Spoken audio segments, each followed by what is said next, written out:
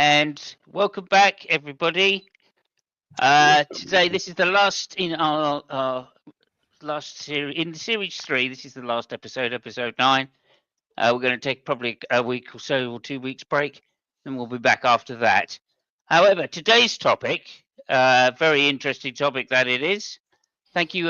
Welcome also to Tilting Windmill. Thank you very much for turning up. Hello, hello, hello, and thank you for the like. And previously subscribed, so that's wonderful.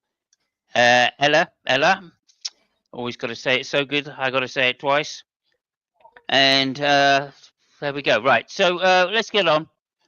This week, it's welcome back. In today's video, we dive into the thought-provoking insights of Dr. Jordan B. Peterson, clinical psychologist, professor, best-selling author, known for challenging conventional narratives and encouraging individuals to take responsibility, speak truth, and find meanings in life's struggles. Whether you agree or disagree with his views, there's no denying his impact on modern discourse. And I guess we have to start with defining welcome. But I'm not going to do that. I'm going to pass it straight over to Fabio for him to define welcome and back. So Thank you very much. What do you mean by Fabio? I mean, we can go at this all day. Yes. No. You actually, it's a very good point. I mean, I think you guys got the gist of it. So the whole thing about this topic came up from some weird conversation that we had some couple of days ago, and we were thinking, okay, what we're going to talk about, in the last episode of the series, and we happened to step into the thing that it's on the thumbnail, or the main screen of the video, which is, I mean, it might seem hilarious, but it's, I mean, at least in my opinion, it just paints a nice picture of Mr. Peterson, which is, I mean, I don't know him as a psychologist because it's not my field. So it might be the best of the best. He surely thinks he is. So yeah, more power to him. I have no fucking idea. My problem with the guy is the rest of it. It's not that. It's the oversimplification of things, traditions or thoughts or ideologies. So that he can spoon-fed a plethora of fanboys, which seems that doesn't seem to end to have any end in sight. There's some hilarious things about Mr. Peterson. I think one of the most hilarious things is how he just misunderstood the George Orwell, The Road to. I can't remember the name. The Road to Vegan. It's fantastic. And the other thing is how he describes. It seems to be he's got this issue with socialism and Marxism and all the stuff. And his label is I think is one of his favorite label. Postmodernist Marxism is, and that, I mean, and those are all things to people which have never read I don't know, Marx, Engels, Hegel, Foucault, Derrida, Olson. It's funny, but they're catchy, and I guess this is the secret of the guy. It's not that he says things that are blatantly false, but it's the word salad that he puts into it, which is really staggering, and he uses that to inject some other concepts and things which they make no sense whatsoever. There is a let me just say, so there is a paper, believe it or not, it's called Openness, Intellect, and Susceptibility to Pseudo Profound Bullshit, a replication and extension by Timothy Bainbridge, Joshua Quinlan, Raymond Marr, and Luke Smiley, which says at a certain moment, hold on a second, I'm putting it down because I think it's interesting. So it says, pseudo profound bullshit is a class of meaningless statements designed to appear profound. Profundity ratings for PPBS, pseudo profound bullshit, have been found to be negatively related to analytical thinking and positively related to epistemically suspect beliefs. Now, if that is not making Mr. Peterson ear ring, I don't know what it is, because I think it describes him really well. But I'll leave the rest of the panel to talk about it, because again, if I start to talk, I got shade loads of screenshots and shade loads of stuff to read from. It's gonna Great. be Oh dear. Yeah. Yeah, postmodern Marxism. I have no idea what that is, by the way. But I'm not up on bullshit, so there we go. Okay, I'd just like to welcome Marcel and Piper. Welcome to the third. Welcome, Sir. Hello, Welcome, Dave. Mike, Ella, Hi. and of course our two favourite, Brian and Fur. Okay, that's it. Okay, over to you. Anybody want to open up? Or anybody got something positive to start with to say? Positive to say about Mr. Peterson? About Jordan Peterson? Yeah. I got something kind of positive. Yeah, sure. I- I'll let the other guy go first, though. I've said positive things. Yeah. I think he's on. I think he's on the right track, but he's missing that. It's continental philosophy that's the problem, right? Every bad idea for the last 100 years has come out of it. Yeah. He's almost there. I think people people misunderstand him and cherry pick quotes out of context to make him look bad all the time. Like one of the things he got chastised for was he's saying, "Oh, women shouldn't wear makeup in the workplace," but like that's not what he said at all. He said maybe they shouldn't wear women in the workplace. Maybe that's the solution. I don't know. Right? There's a big difference there. Yeah, not much. People take a lot of what he says out of context all the time.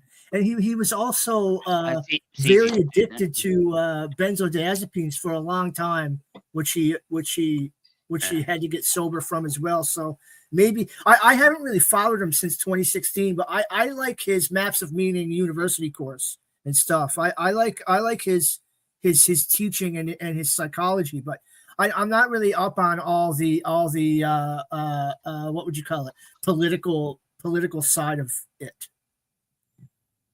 Okay, thank you. Maps of Meaning. I haven't looked into that particularly. I don't know. I keep wanting to make the same joke with Jordan Peterson, so I'm going to resist doing that. Come on, Thomas. No. Well, there we go. I also don't save find it for the end. Word salad either. I just think people don't take the time to dissect what he's saying. I don't find him I don't find him word salad like at all. Okay, can I make a quick example? I'm sorry interrupting other people. I'm just after everybody has talked, I'm gonna make a quick example about something that Marcel just said. Mm-hmm. I mean, please carry on. I'll do it later. No, that's fine. That's fine. Do it now. I was Okay. done anyway. I was done anyway. So, okay, this is an interview that Jordan Peterson gave to Channel 4. Okay. So this is Peterson talking, and he's talking about gender identity and transgenders. Okay. So he says, I did compare them to Mao. I was comparing them, and at the end of it, you tell me how it can be misunderstood, okay? Or word salad is not. Yeah, okay. I can already tell you. I did, okay, yeah. I did compare them to Mao. I was comparing them to the left-wing totalitarians, and I do believe they're left-wing totalitarians. The interviewer says, under Mao, millions of people died. And says, right. I mean, there is no comparison between Mao and a trans activist, is there? And Peterson says, why not? The interviewer says, because trans activists aren't killing millions of people. And Peterson says, well, the philosophy that's guiding their utterances is the same philosophy. And the consequences are, not yet, says Peterson. You're saying the trans activists, no. The interviewer said, could lead to the death of millions of people? No, I'm not. I'm saying that the philosophy that drives their utterances is the same philosophy that already has driven us to the death of millions of people. Okay, tell us how that philosophy is in any way comparable. And this is Peterson. Sure, that's no problem. The first thing is that their philosophy presumes that group identity is paramount. That's the fundamental philosophy that drove the Soviet Union and Maoist China. And it's the fundamental philosophy of the left-wing activists. It's identity politics. It doesn't matter who you are as an individual. It matters who you are in terms of your group identity. Now, let's just make clear, That makes perfect sense to me. Oh, yeah. Okay, cool. I'm glad you said that because, my approach is that it makes no sense whatsoever. So Same.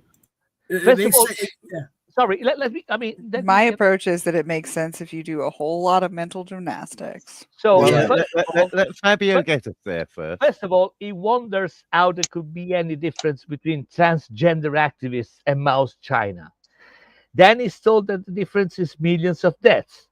Then denies that transgender activists are going to cause millions of deaths. Then says they follow a totalitarian philosophy that drives people to mass murder.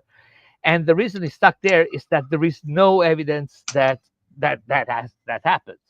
So just tell me how it makes sense. Because he's referring to the first step in the direction they're taking. It's not about the logic they kill. It's about the way it appears they've oriented themselves. So basically, you're telling me that you can't compare two things by what you think is going to happen. No, it's that the philosophy that he's identifying is critical theory. Okay. Critical theory has like almost nothing to do with the vast majority of people who are doing activism on trans issues. So like that's just a silly conservative. Oh, it is. No, if you go dig through what they're saying. No, I read critical theory. I know what critical theory is. Like that's fine. You can know what it is, but I'm not saying that they're uttering all of critical theory. All the memes that they have, all the memes that they repeat, like all the arguments they have, is based from there. No, it's not. Most of the vast majority, no. The vast majority, no. The vast majority. I'll say yes. There we go. Well, no, I'm going to explain it, right? Okay. So the vast majority of trans activists are probably going to appeal to stuff about like, human rights, being inclusionary, blah, blah, blah, right? That has nothing to do with critical theory. That's like basic liberal political philosophy. What do you think critical theory is? Critical theory is an intellectual tradition which was associated with the Frankfurt School, which tried to articulate a sort of revolutionary philosophy that acted as a critique of the modes of thought of the existing society and was supposed to articulate modes of thought that would be connected to resistance against the existing society. Yeah, so the existing liberal society? No, that's where it came for from. them, no. For them, they'll make a liberal style argument because everyone in America makes a liberal style argument. It's the only thing people. I'm not sure how you're addressing what I'm saying. So the point to make here is that when they were talking about criticizing the existing society, they were talking about criticizing the structures of world capitalism and the capitalist state. Liberalism, right? Yeah. No, capitalism and liberalism aren't the same thing. You need liberalism to get capitalism. Yeah. That's completely insane. But if the issue is just that you don't have any understanding of political ideology, is that what it is? I don't have a PhD I can educate you on it, but educate me in economics. The point is here that one, you can be a liberal and oppose capitalism. In fact, there were many so-called radical liberals who did that. Yeah, actually can't. Two, you can be a conservative and be for capitalism. You can be a libertarian and be for capitalism. None of that requires that you be a liberal. You can be a liberal and a conservative. The other thing, and maybe you should listen, right? The other thing is that the critique of liberalism that critical theory articulated is not a critique that the vast majority of trans activists are going to subscribe to. The vast majority of people who do activism on trans issues are probably liberals.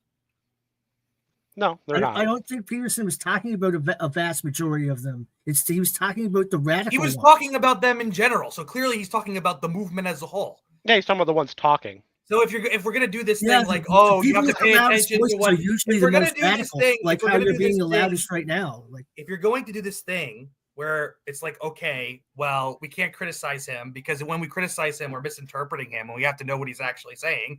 Okay, well then you can't change what he's saying to make it like more congenial to being correct. Like, come on. He was clearly I don't even know what you're talking about what, you couldn't follow that basic like. It doesn't seem to be addressing anything anyone's doing. That's why I can't follow. Well, no. He just said, "Oh, he's not talking about the group as a whole," but clearly he was. He was talking about trans activism. No, he's talking about the ones minority talking. of trans the ones talking, which are the most radical ones. The loudest voices are generally the most radical people. I think that's completely wrong. He's literally he literally uses the word utterances. If that doesn't give you a hint. Sorry, just to clarify, he was talking about the activists who tried to add gender identity to the human rights bill. So yeah. I mean, there were not people. There were not people throwing Molotov cocktails in the streets or stuff like that. Yeah, they were all Maoists. That's my question, Fabio. Is for everybody. What is the difference between having civil rights for everybody? You know what I mean? This is like, oh, if we're going to give the same rights everybody else has to this group, all of a sudden it's going to lead to some, whatever, the genocide or anything, but. Repeatedly, we've given rights to women, children's rights, civil rights, over and over. All these different things have been expanded, at least in our country. And I don't see the world ending. And when I speak out for trans or anybody else, it's universal. They should have the same rights that the rest of us have. That's all it is. Well, the problem is you're like hey, Maoist. Brian has had his hand up for a while, waving at us. So why don't we give him a shot? Yeah. Let's stop the weirdo for a minute. Before you go, Brian, and less of that, sir. Can you define liberal when Brian's finished, please, sir? Okay, over to you, Brian. My point is actually quite simple, really. I think you're all looking at this too deeply. There is a well-known tactic that is very evidently on display here. It's called the Motte and Bailey. And what Peterson wants to do is he wants to get a very salacious thought worm into society. And that is that trans ideology is dangerous. And to do that, he makes a very, very bold claim that trans ideology is killing people. It's equivalent to Marxism. And when people object to that, he pulls back and he says, "No, I'm not saying that they're advocating death. I'm just saying they're following a similar philosophy. That's all." So he retreats to the to this position that nobody can argue with, particularly.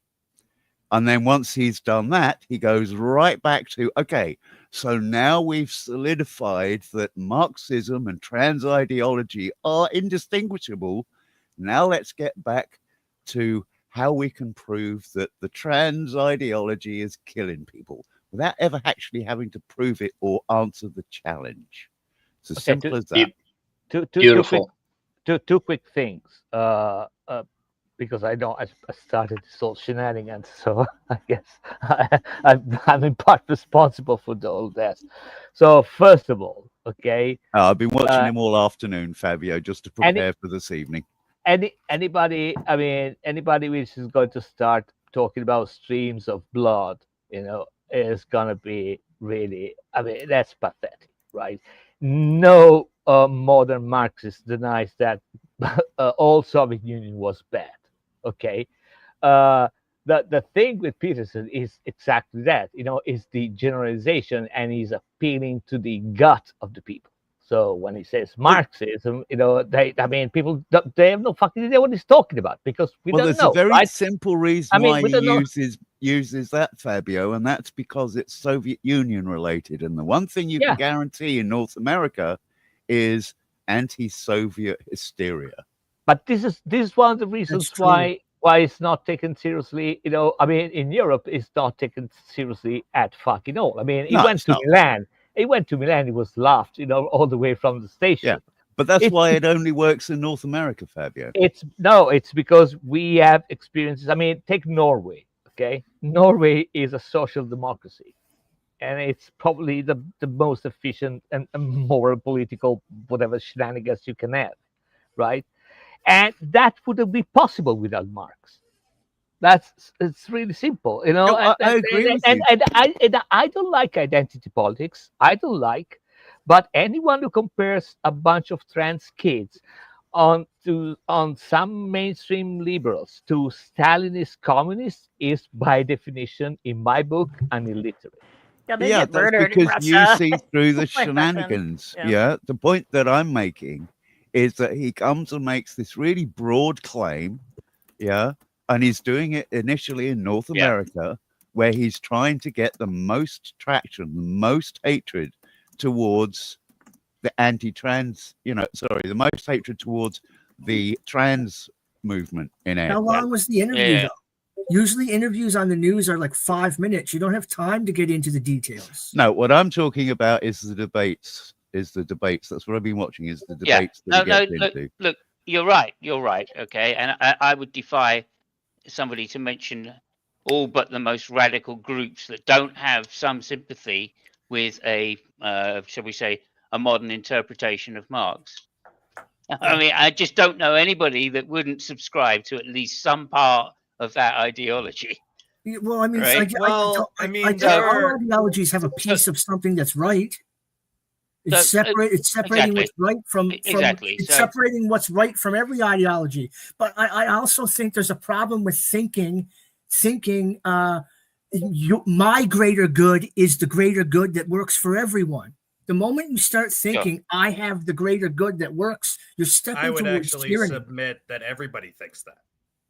The way I would submit that everybody thinks that, because the way that you do political philosophy is you say, okay, here's how the social order should be designed so that we can live the good life. That's the way that political philosophy is done. So you're always saying, okay, this way that I've devised it, right, is actually the way that we should all support.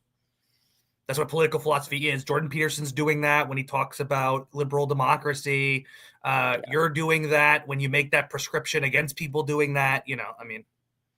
I see what you mean. Okay. Thank you, Brian, by the way. I think that's very salient. Because, we do need to be careful that, as we found out from that Jubilee shenanigans, it's very difficult to pin Mr. Peterson down on what he means initially by any particular sentence almost, because it seems to me that he has very little disregards commonality or common definitional meanings. Like what did he say about the definition of faith? He said that which you adhere to or something, or that which it was worship. You prioritize. Yeah. The definition it was worship. Is worship. You prioritize. You prioritize it. You make sacrifices for it. And there was a third element. Attend to. So I worship my workplace, which if anybody knows me, you know that I don't. But I worship my workplace because I have to prioritize it sometimes. But that was another classic Mott and Bailey. Exactly. And one of the things I've just got to say about that Jubilee thing quickly is that's a particularly extreme example where he was deliberately making provocative statements in order to entice people to have arguments against him. And when they did come up with arguments against him, he then decided that he was going to play a shell game of definitions. Oh, he was more wriggly than a coelacanth. Yeah, I mean, I think he knew what he meant first straight away. He just didn't want to say that out loud because that would have been a very short show. Because everybody would have just gone, "Oh, well, that's not an interesting thing to say, then, is it?" Well, even prior to that, though, he was all on about like how we don't have a definition of like climate and environment because it encompasses everything. Like, no, it doesn't. Maybe Like, define Maybe everything. Yeah. right? Yeah, exactly. And he's absolutely. been Divine touring comfort. around, Not speaking nothing. to a lot of Christians and everything. Pretty much, talking about the Bible and Jesus, and he's going to church. And then he Baiting goes to them. that thing, and they said, "Well, aren't you a Christian?" He said, "I never said I was a Christian." I don't. And I it's Have don't. you I ever heard don't. of Yeah. queer baiting? What are Have you you ever then? heard of queer baiting? Well, Exactly. He's Christian baiting. He's Yeah. not queer baiting. He's Christian baiting. Yeah. He's Well, posing Exactly. like he could be, but let me maybe. say No, something on that quickly, Speckle, which is that his wife was very ill and had a recovery from cancer after deciding to pray in inverted commas, and obviously he has to toe the line if that's what she's saying. So I That's think there's possible. Yeah. there is a lot of Yeah. motivation for him to play that game, but the dishonesty really shows in that particular topic of the man, because he said on Joe Rogan that he's found a way to monetize the left and the left's outrage particularly. So it's exactly what Brian's saying. He says something very provocative, and then when he gets called on it, he realizes he's fucking wrong, and he retreats to a position where what I actually meant to say was something uncontroversial, which is easily defendable. Oh Right. yeah, absolutely No, anything, but admit that he's wrong. Yeah, and I would be super careful. I mean, I understand. I think it was Dave said before about the Christian things, stuff like that. But I would be super careful by cornering the guy, in that area. It, for lack of a better term, I think he's fishing with a wide net, right? So, and Yeah. that is only Yes. part of the Yes. net. Just as a quick example, because I said, I mean, this topic really fascinates me. So I probably read too much, before this show, but I just want to read some comments that were made in a video that he made about eating women, in which Peterson never endorses eating women. That's got to be said, right? But these are the most highly upvoted comments on that video, and I'm reading them. So this is the first one. My great grandmother once told me, "Never eat a woman, but you can sure as hell eat her back." That was upvoted 660 times. Shouldn't eat anyone, but if someone attacks you, you can defend yourself, even if it's a woman. That was upvoted 745 times, which is, I mean, fine. That was his words. No. Those were comments under a video that he made about eating women, where he never endorses eating women. I want to be super clear, but those were the most upvoted comments under that video. Another one, Peterson didn't say that he would never eat a woman. He only implied that every woman he had ever eat is dead. I believe women deserve rights, and left. That was upvoted 550 times. Now, I'm not saying that everybody which follows Peterson or thinks is a intellectual powerhouse is these people, but those are also the people that is fishing with his net. And for example, I would be way more comfortable if it would come up and says these. I mean, I've been followed by people, and some of them are assholes, and they are shitmans, right? It doesn't seem to me that he has ever done that. So I don't know. I mean, we blame a lot of people, saying, well, you should, raise up, and some of your followers are assholes. Well, I mean, that would be something that he could do. I mean, at least if he's intellectually honest. But it's up to us, up for grabs, I think. Okay, thank you. Obviously, I would never endorse violence. That's got to be said. State of the Onion in no way endorses violence. Okay, Sir, could you define the way you were using liberal earlier? Because I disagreed with what you were saying. but maybe I'm a European and I have a version of liberalism which is somewhat different. No, you're from an English tradition, right? So you Yes. we should have probably the same one. I mean, liberal as in. In that case, I agree with Piper and disagree with what you said, because I see no contradiction with being a liberal, and well, if anything, it's most compatible with, me too. with capitalism. Me too. I would say it is most compatible with capitalism. Animosity between any of those. I mean, you can be a liberal and you can be pro-capitalism. You can be a liberal and you can be anti-capitalism. Well, it's irrelevant. The Liberal Party in Italy, when it existed, 20 years ago, up to 20 years ago, was a right-wing party. So there's that. I mean, there's it's kind of central here, you know. It's funny because in Europe, the terms liberal tend to mean something a lot more centrist than they mean in the United States. But I mean, it's actually borderline on the right. So yeah. I have to pause it because now we're relating it to directions, and that's just way off the mark.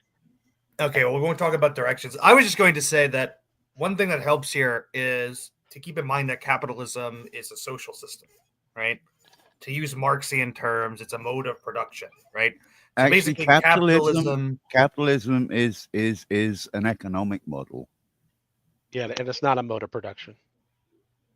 But you said to use Marxian terms. Yeah.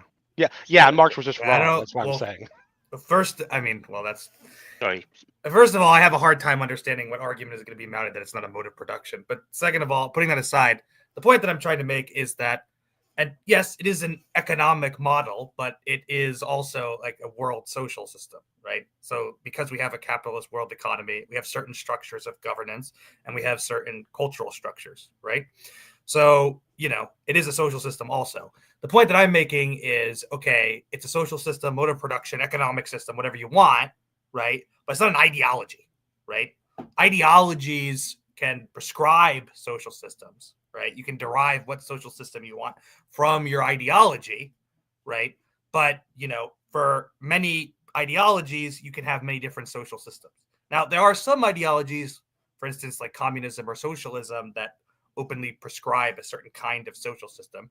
But ideologies like liberalism or conservatism, they can sort of vary in what kind of social system they advocate. You can be a conservative and be against capitalism. You can be liberal and be against capitalism. You can be liberal and conservative and be for capitalism, obviously. So, I mean, just associating capitalism with a particular ideology, I think, is wrong. Okay. Well, can Simon still want me to say my thing? Yeah, go ahead. Yeah. I got to straighten some stuff out first, otherwise I'll forget. You can't be against capitalism and be a liberal, and that will be explained in the description. So when I say liberal, I mean politically someone that adheres to liberalism in the context of what came before, right? So not feudalism, not a monarchical system, not mercantilism, right? It emphasizes individual rights, limited government, free market, equality under the law, and democratic institutions.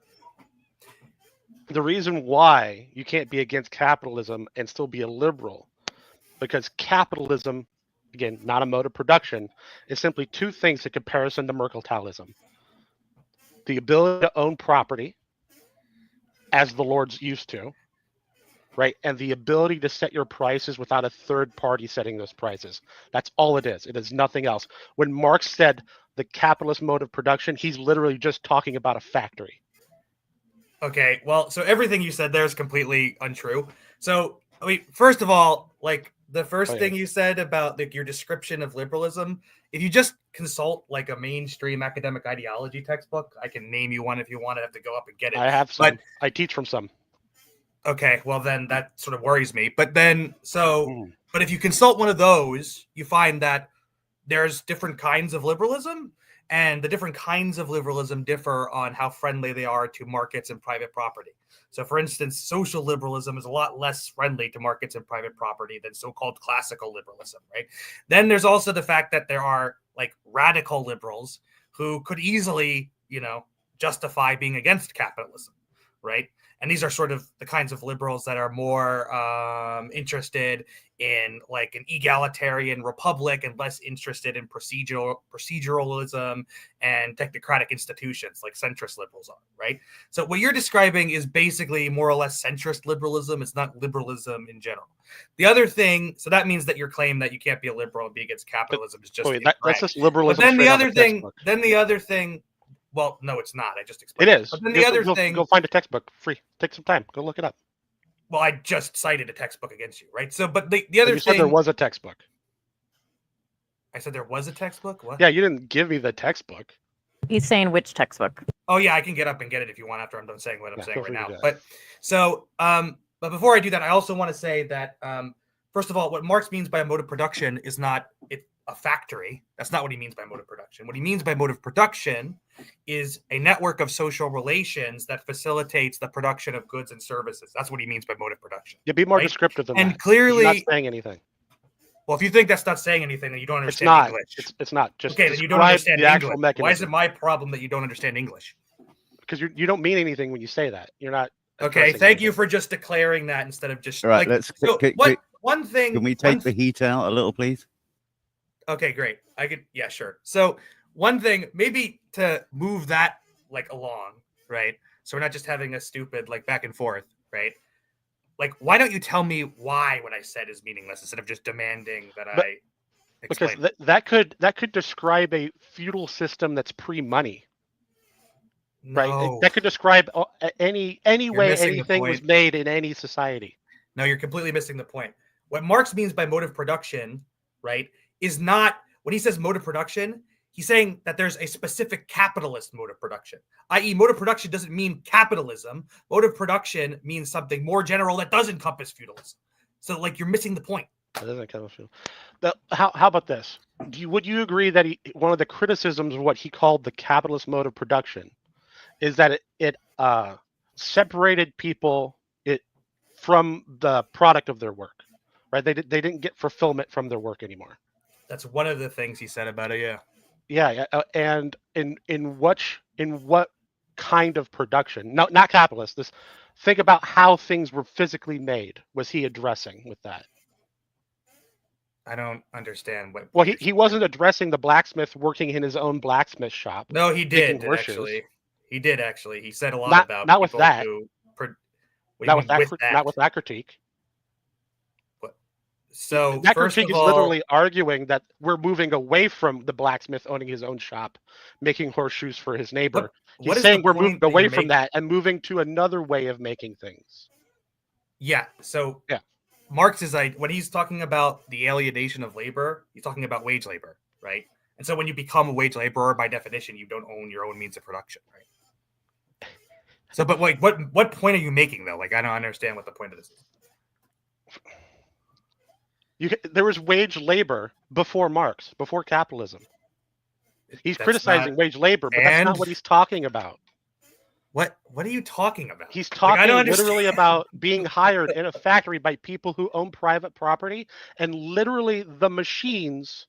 Capital. You know, there's also agricultural capital. Whoa! Right? That he's literally talking about. Why are you I'm contradicting. He's what you're literally saying. talking about right? the thing that's called capital, which is the machines in the factory. No, but you can have agricultural capitalism, so you don't know what you're. Yeah, you can. Yeah, and you can have no factories so that at all. means that he's not just talking about factories, which is what you said. So you were wrong. It means you can literally he is talking about factories. We just went over how that's wrong. Like I don't. No. Just because you can say you can have other types of capitalism doesn't mean Marx agreed with you. He wasn't even thinking about that. Marx did address agricultural capitalism. Yeah, I've read Marx. I don't remember him you didn't talking actually about. read Marx. I knowledge did. Of Marx is actually recently. I've read all the way through everything. Okay, no, you didn't. Like within the last year. I don't know why people say stuff like that and then they just get it wrong. Because I was structuring a class for it. Okay, the fact that you're teaching people kind of scares me. I'm not gonna lie. That's fine. Like.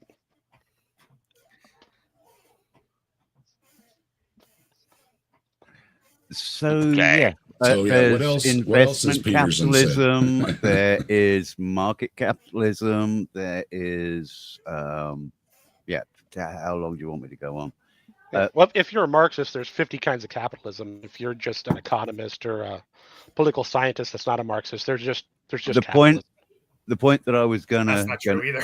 the point that I was gonna make is that when you're comparing the two models, those two models being a capitalist society versus a Marxist society, basically you are looking at what the government controls, what the public essentially owns versus what's in private hands, what the laird is allowed to own and profit from.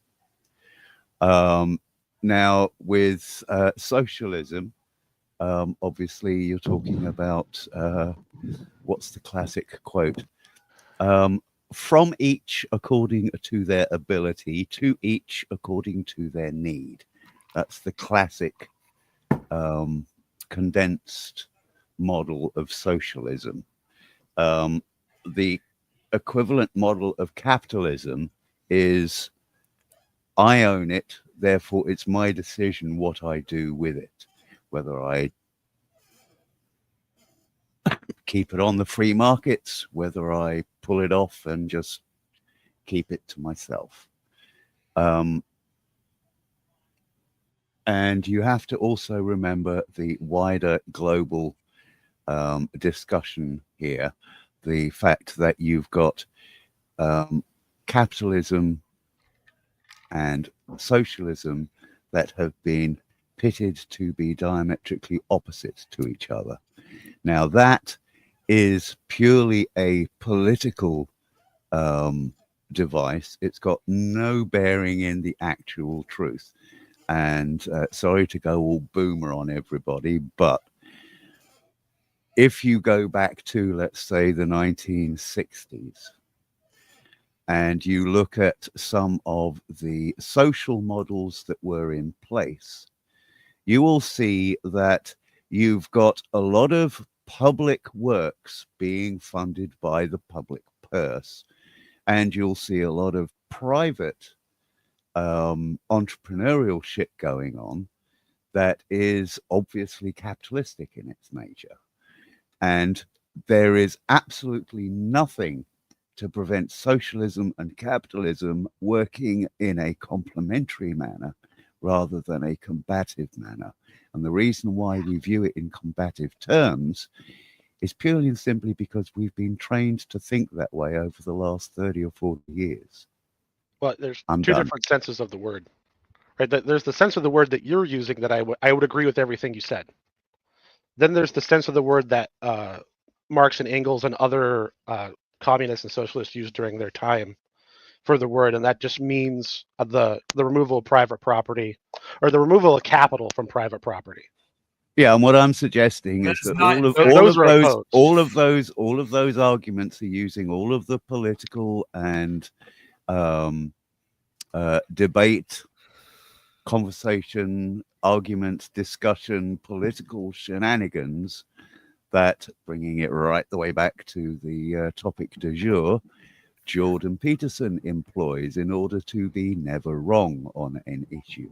No, but sorry, sir. But I think you said something interesting. The thing is that we've been talking about Marxism and capitalism, not in today's terms right now, if I'm not wrong. Okay, I think the exchange was on the profound topics and ideas at the beginning. The thing is that this is exactly the way that Peterson tries to frame the old discourse, which is not. I mean, things have changed in several years. Even every capitalist society right now has some form of state intervention, which it's not really something which pure capitalism per se should allow, right? And the same way can be said about more leftist ideas. Most of the countries, civilized countries which lean on the left, the most social democracies than pure communists a la Marx and Engels, right? And this is what I was trying to say before.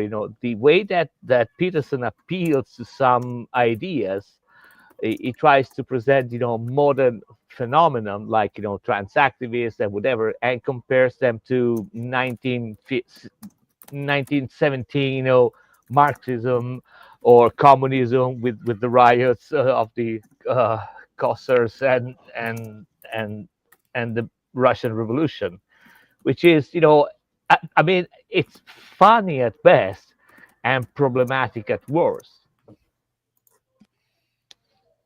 Welcome, can I Leo. jump in here? Yeah, please do. Go I've ahead. heard there's been a lot of wrong things that have been said by a few people in here. The first thing that I need to point out, it is absolutely true that capitalism and socialism are diametrically opposed because they're fundamentally different modes of production.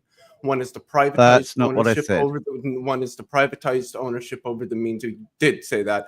One is the privatized ownership over the means of production, and the other one is a non-privatized public or social ownership over the means of production. There's no possible way you could do both of those at the same time because they mean the opposite thing. Absolutely, you can. Having a centralized state. Well, I'm sorry, but I haven't finished what I was going to say. Okay, I'm going to get through. I'm going to say this. I'm going to get through the couple points that I wanted to get through. But having a centralized state that funds social programs through taxes is not what socialism is. Socialism is a mode of production, not a way that the government does a thing. So you cannot have capitalism and socialism at the same time because they're fundamentally dissimilar ways of organizing the economy that you can't do at the same time. You just can't. The other thing that I want to point out is, everybody wants to talk about, well, pure capitalism, which isn't a thing. There's just one type of capitalism, and that's capitalism. Pure capitalism doesn't have a state or something involved. Yes, it does. Capitalism requires a state. What is going to enforce the very private property laws that capitalism fundamentally depends on? That's what the state is for. Capitalism, particularly in the modern age, requires a centralized state for the enforcement of the kind of laws capitalism needs to sustain itself. So this idea that capitalism can operate without the state, well, at that point, it wouldn't really be capitalism. It would be some sort of like feudal system or something along those lines. So yeah, you need a state because you need something to enforce the principles upon which capitalism is based, is my second point. And my first point is you cannot have socialism and capitalism. Socialism and capitalism at the same time. Did someone say that you couldn't, that you didn't need the government? No, I was pointing out how people talk about pure capitalism as if this is capitalism without state intervention, but the whole notion of capitalism absent state intervention just isn't capitalism because the capitalism as a system you need a legal some level of state intervention. And I do not see how anything that you've just said makes socialism and capitalism real quick. I have a question though. Yeah, because you can have two systems. I mean, running in tandem together. One allocating taxes and social programs, which would be socialism. That's not socialism. I'm sorry. All I'm hearing on that is the American copium to try and explain its own social programs. Remember, that's what I told you before you came in, that there's two different versions of the word, and when economists and Marxists and everyone talks about socialism, they mean capital, right? They're talking about the capital. They mean capital. Yeah, what does that mean? Machines and property. Okay, no. See, and you were doing this earlier when Piper was trying to correct your misunderstanding. You're confusing the means of production, the factories, the mills, the machines that are used to produce commodities, with the mode of production, the way that those means are broadly organized and administered, which currently is through capitalism. Capitalism is a mode of production. It is a way of organizing and administering the economy in simple terms. Means of production are how we make things, the machines, the tools, those things. You're confusing those two things. No, because we could organize it in all the same ways, just have different ownership. That would be a different mode of production. How? Nothing changed. Because you would be organizing and managing the economy in a different way. That's a different mode of production. No, Yes, you instead would. of having an owner over the factory worker, you just have a government employee over the factory worker. Well, that's just statism, where the state owns the media. I mean, by the way, which is a different. Wait, but I want to say, actually, that form of like, relationship, employer-employee relationship or whatever, that is also compatible with capitalism. In capitalist economies, there are things called state-owned enterprises. For instance, the USPS, the United States, where like the state owns the company and it's state directors telling everybody what to do, but it's still part of like the capitalist economy, right? So I don't know, like what institution are you teaching at supposedly through all these textbooks that you're reading? Oh no, I don't dock myself like that. Some people know. Some people know. But I know, but I'm not going to dox you either. Well, is it like just what kind of is it? Is like, are you at is it like a Christian private college? Is it a public university? No, I think we're done with the doxing efforts here.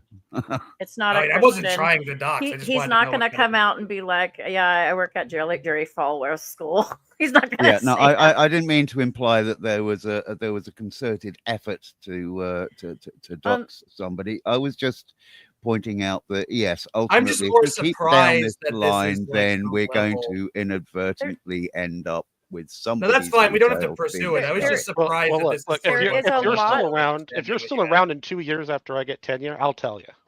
You know what? There is a lot of, dare I say, there is actually a lot of variance in professors, and even if textbooks still bring up other disagreements and stuff constantly, and so I've seen more conservative professors and more liberal ones. That's true. And they'll pull out of different textbooks and things like that. But here's a little thing that I wanted to say. I feel like our capitalism is an issue in America, particularly because of monopolies. And I don't think when capitalism was thought out, monopolies were originally like considered a good idea. And what's happening is the whole idea of capitalism in part is for the buyer to be able to make a choice besides, all the other stuff. But to be able to choose with your money and be like, I don't want to shop at Kroger. I want to shop at Trader Joe's or whatever, and you can choose. But these monopolies, I'll use an example. Microsoft's pretty much a monopoly. They're grabbing up and sucking up everything. These monopolies, they grab a hold of things, and then your choices become less and less, because I'll use CVS as an example. CVS runs off every mom and pop pharmacy in every small town and chases them down and destroys them because they have higher buying power where they can buy a lot more drugs, store it up, and then they'll just outbid everybody pretty much. And so they like in our country, in the USA, there really isn't pure form of capitalism. It's a bunch of monopolies at this point. I think that's pretty much the history. Are you saying capitalism brings about monopolies? Hang on a minute. Yes. Okay. The way untethered capitalism without some socialism turns into abuse. Hang on. So in early capitalism, certainly in Europe, and certainly with regards to the creation of a central bank, all of those.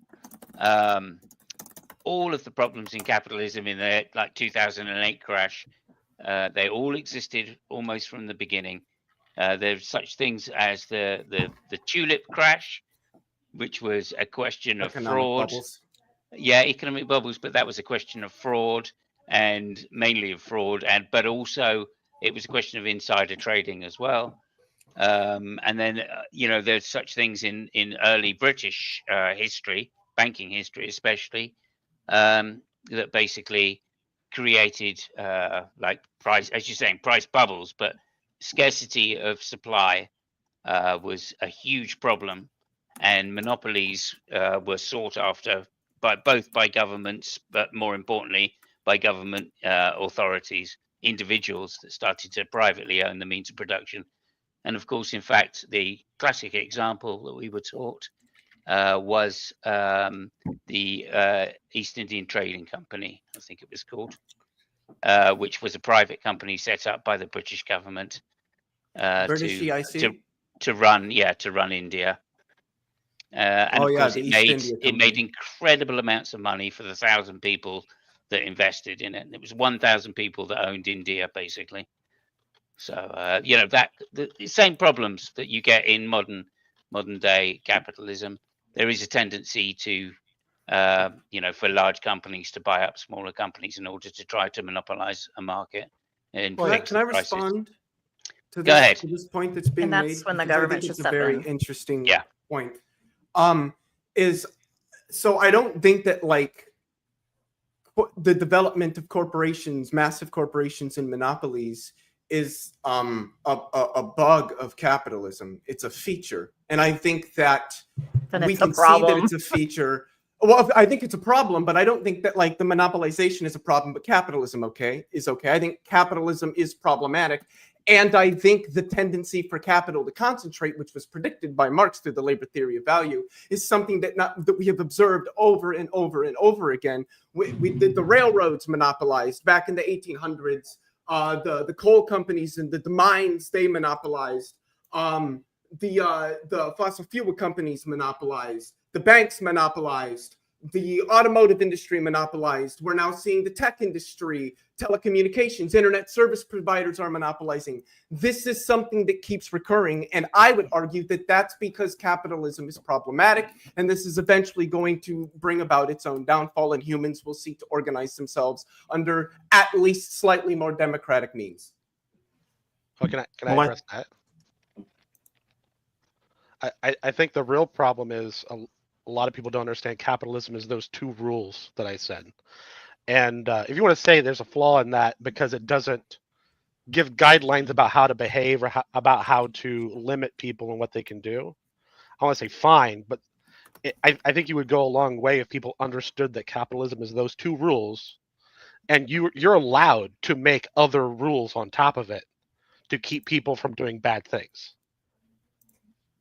And it's not socialism. Okay, let me before you go on. Sorry, Piper. Before you go on, just want to say welcome to Mark. Thank you so much for coming. First time on the show. You're very welcome. Well, first time in this series, and you're very welcome to be here. And as you know, you've just got to dive into, especially on something like political theory. Yeah, I think Leo's right about unrestricted capitalism, but I think Cerberus is right. No, just capitalism, not restricted, not unrestricted, not just. Well, it's got a tendency to go that way. If you just let me finish, Leo, there's no reason why we can't place restrictions on it. There's no reason why we can't set up a structure to rein in that tendency in order to go in that direction. It's sort of individuals also have the tendency to accumulate wealth and sort of use wealth for political means. But we can put limitations on what they can do with that wealth in order to gain power. So I don't see why we can't do that for corporate structures either. Corporations used to be narrowly focused and very, very useful in what they were doing. But that isn't really the case anymore. They're not narrowly focused. They used to have lifespans too. Correct. Yes. So when you'd have a corporation for railroad or a corporation for providing clean water to a certain town or something along those lines, it was a specific purpose that it was organized for. Its purpose wasn't to make as much wealth for the investors as possible. It was to do something for humans. Yeah. So I think that I completely. I'm sorry. You disagree? Before you go, Leo. Before you go, I know I heard the disagreement. We need to get back to Piper. I interrupted Piper. Yeah, so I want to let her go quickly after Mark's. Okay, sorry. No, I'm fine. That's fine. Okay, good. Right. Sorry, Piper. Sorry to interrupt you. Go ahead. I wasn't going to make a statement. I was curious why Cerberus conceives of capitalism as two rules. Like I'm wondering where that comes from. That's literally how it's been defined since the very beginning. All right. Well, you can say throwaway statements, but in a specific context, I'll say in the context of where we came from, which was feudalism and mercantilism. But like what I'm trying to get at is how did you ascertain that was what it was about? Like how did that come? When I went to university, that's what it was. When I came up through university and did my postgraduate work, that's what it was. So it wasn't any social theory that led you to that conclusion. People just told that to you and you sort of accepted it and now you're preaching it to us as gospel. No, it's literally what comes out of like all the liberal philosophers. Well, I mean, but capitalism is not like, once again, so do you at least agree that capitalism is like a social system that we live under? Is that something you agree with? I'd say it's two rules that's a part of a social system. It's not enough to I be a don't social even system by understand. itself. Look, when people, so this is the interesting thing, right?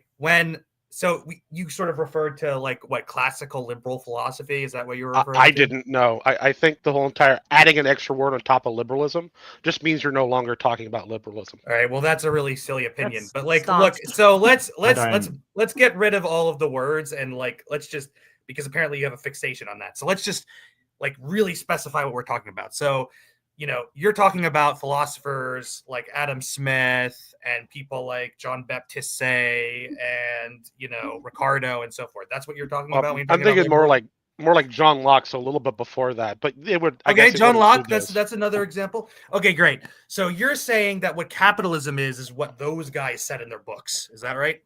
No, because most of them didn't even have the word. Okay, then why are we defining it based on what they say? I don't even. Like, what? Because it's derived from liberal philosophy. Is where the term comes. Wait, So but you just Cerberus- denied that it was. You just said that they didn't talk about it. Cerberus, No, I what said- are I the said they two didn't use the rules? word. Just Yeah, quickly, just what are because these they two didn't have the rules word that you're doesn't mean they didn't talking have the about? definite. Like, Okay, but why should didn't no, have no? the But the concept. thing I'm trying to get at is why should we think that what they said is like defining what capitalism is? Well, that's what it's been this whole time, unless you're a All right, Marxist. so you don't have a Then reason. you'll pretend All right, it's a that's mode fine. of something. You don't have a reason. That's fine. I get it. Okay. Well, what are these two rules, by the way? What are you saying they are, Cerberus? In the context of where we came from, like so feudalism and stuff, it's the right to own property like lords, and the right to set Yes. prices for goods that isn't set by a third party. That's all it is. Yeah, I would disagree. I think that capitalism has a couple of core concepts in it. And, you know, the right to own property definitely is a core concept of capitalism. That definitely is. But I would say the other is the profit motive, the idea that you make as much profit as possible. No, Yeah. I don't think so. Okay. Well, I mean, and I wouldn't say they're rules, they're just core concepts, you know, like I don't think they're like, well, if you're not doing that, you're doing, you know, society capitalism wrong. It's just they are core Just concepts. to be clear, Let me ask him a question reason- real quick. Let's say you have a small society of people, right? That have the right to property, right? And no one's Yes. setting their prices for them. But none of them are trying to make the most possible. Are they still exercising capitalism? Are they still performing capitalism? Well, if they're making no profit, then no, that's not capitalism because they Well, can't can they all just be if I can struggling? just finish, Cerberus, if I can just finish, they can't accumulate capital without making profit. That's the whole point. I mean, like the point of the question I was asking was like, it seems like we're having a disagreement about what capitalism is. All right, so we want to avoid like that just being like a merely verbal disagreement. Okay, you know, we use different sounds to describe different things. I mean, that's not really the important part. The important part is there something substantive that we're all trying to describe, right? So that's why I was asking Cerberus, like, hey, how did you come to this conclusion that this is how we should define capital? Like, this is the most useful way to describe the phenomena. He didn't really have an answer. He just said, like, well, I was told it at university, right? So I think like the most profitable like method of It's not debating just this, that. I think it's gonna be, well, you can clarify more if you're done, or when I'm done, right? But like I think the most profitable method, profitable. I think the best method of debating this is gonna be like, okay, we're gonna lay down what the target phenomena is, right? And then we're gonna say like, okay, here's why, you know, this method of describing it is better, or here's why that method of describing it is better. I think that would be better than just saying like, oh, well, I read this in my university textbook or something. Well, you asked me how I learned, how I got it. Yeah. Right, but the reasoning for why you should use that is different. Well, I was asking about the reasoning. I'm sorry if that wasn't clear. Yeah, the reason why you should use it, because if you want to learn about history, or learn about economics, or even cultural anthropology in any sort of academic setting, if you want to understand what they're saying, that's literally what they mean. All right, so that's not reasoning. Do we have reasoning? No, that is. I'm giving you a reason. No, well, no. What you're saying is it's like a, what it's you're a saying word with is a definition. What you're saying is academics that I interact with, they use the word that way. I don't care, right? I'm interested in like No, not that I interact with. Anyone will interact. Well, no. I read academic books, and I can tell you that like that's not the way that it's done. Great, uniformly. you But anyway, probably didn't understand them. Okay, well, I don't think you've been understanding anything you've been talking about the entire time. But the point that I'm trying to make, right? No. I'm trying to make the Guys, point that I'm. chill. Well, just one more thing, and then you can go. Yeah. If that's okay. So the point that I'm trying to make is I think like it's less interesting to go over what Cerberus was taught at university and more interesting to go over, okay, what's the target phenomenon we're trying to describe and how do we come up with a social theory that best describes it, right? I think that's where the actual stuff is, not like, Well, I mean, I thought the most interesting thing was, how to get from trans kids, activists to bloodthirsty communist Marxists, which is in everybody. But I think, okay, but it's okay. It's fine. I mean, it was a very interesting conversation. But let me rein back to our, man of the hour, Jordan Peterson. I would like to quote another thing.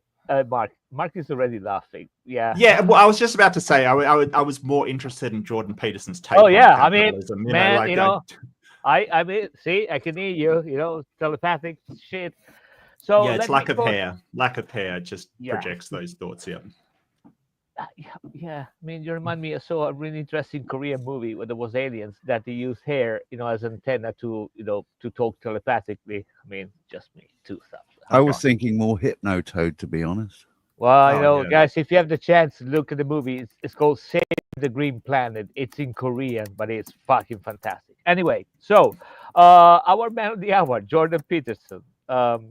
Another thing which strikes me really interesting is how he divides the world, how he actually thinks that the world is divided between the forces of chaos and the forces of order. Okay, yes. So this is how he explains the difference.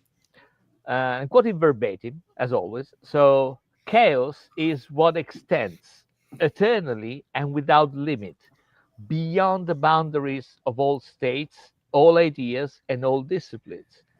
It's the foreigner, the stranger, the member of another gang, the rustle in the bushes, the hidden anger of your mother. Chaos is symbolically associated with the feminine. Order, by contrast, is explored territory. That's the hundreds of millions of years old hierarchy of place, position, and authority. That's the structure of society. It's the structure provided by biology, too. It's the flag of the nation. It's the greatness of tradition, the rows of desks in the school classroom, the trains that leave on time. In the domain of order, things behave as God intended. Now, okay, it might be just me, okay, especially because of a sentence at the very end, the trains that leave on time. But I cannot refrain from feeling some kind of authoritarianism at best, and just a dazzle of fascism, just because of the sentence of the train living time. The other interesting thing is how he says he associated, chaos with with the feminine, and order, implies by masculine. This is interesting because it's one of those things that the I don't know if he does, but most of the people which make the exegesis of Jordan Peterson idea would say no, it doesn't refer that as masculine. It doesn't mean man, right? Let me offer to you, and then I shut up. Just to compare the two things, if you see if it's right, his interpretations of The Simpsons. Without Nelson, king of the bullies, the school would soon be overrun by resentful, touchy louses, narcissistic intellectual Martin princes, soft chocolate gorging German children, and infantile Ralph Wiggum. Wait, did he say that? Is this a quote? Moons is a corrective. Listen, baby, you know me. Everything I say, I've done my research. Oh so, my God. yes. So he's basically really upset at Lisa. Well, is it those? I mean, again, I don't want to offer. I just want to offer my interpretation, which is worth nothing. But if you ask me, that would be kind of an endorsement of bullying the weak. I don't know. So yeah, there you go. Can I jump in with that for a minute? Yeah. I watched a documentary, and I wish I remembered what it was. Oh no, my thing broke. I watched a documentary, and there was a lady, and it's really funny. The trains run on time. There was a lady that worked on the trains, kind of like a conductor, not the person that drives it, but the person that takes the tickets and stuff. And she goes, and the Soviet Union had just fallen apart. And she goes, I miss the Soviet Union. We had order when we had the Soviet Union. And you know what? They did. They did have order. So if order is what he's after, you can get order out of communism straight up. Like, if that's what you want. Well, there's a lot to unpack here. And one of the things is him using God as this fill-in word. And we've got to understand what he actually means by God when he's saying it. I remember just offhand one thing where he's talking about Marduk, the Mesopotamian god. He had eyes all around his head and could see very far forward and very far back. So his analogy was basically that God is basically a person that can see very far into the future and very far into the past and has a idea of where society should be going. So he kind of makes this equivalence of gods with essentially leaders of society or some kind of zeitgeist about leaders of society. So when he's sort of saying that, he's not referencing actual God, which is fascinating to me. The whole idea. That's correct. That's correct. Yeah, the whole idea that order is masculine in some way. You know, we have sort of families that are matriarchal, that it is the sort of femininity that runs them. You get a lot of this, you know, you've seen the people that, you know, sort of say, hey, I'm in charge of my family. And then when they go home, basically will do whatever the wife says. And that's totally fine. You know, there's nothing wrong with that dynamic. I don't see it providing any more order or any more chaos, as he's saying. I don't understand. And it's just weird that he uses things like Crime and Punishment and Simpsons and things that are fiction in order to make points. I'm not sure why he doesn't realize that these characters are fictional. Like it's very that's strange. fine, because you're when you're talking about the intangible, like ideas and things like that, like that works for people like me that think in that way. But I think you're thinking very scientific and very like number crunching and data crunching. But we're thinking about ideas and implementation and how maybe it would affect in the long run, and you know, all these kind of broad things. But he's so broad and he's so vague that it's hard to ever get him nailed down on an actual meaning or fact or anything. Yeah, where does he actually stand on anything? You'll never get a straight answer. And Mark, to what Brian was saying earlier, I think he just likes throwing out dog whistles, including things that people have heard of, even if they don't know or anything. And The Simpsons is a great example, because who hasn't, you know, come across at least one episode of The Simpsons, right? You kind of know who they are, right? So these are things that he can get through to his audience that, oh, I've heard of The Simpsons.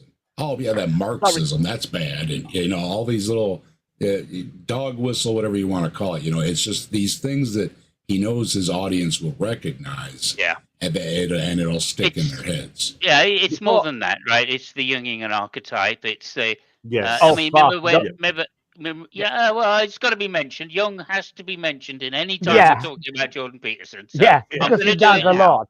I'm going to do it now, right? Yeah. But remember, Ozzy asked him a question of what he thought an atheist would be, and then he pointed to a fictional character, right? In I don't know who wrote the book actually, Dostoevsky, I guess.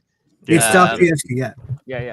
So like he pointed to the character who was an atheist in that book, and that guy was somebody who wanted to commit a murder because he thought he could get away with it, and for no other reason.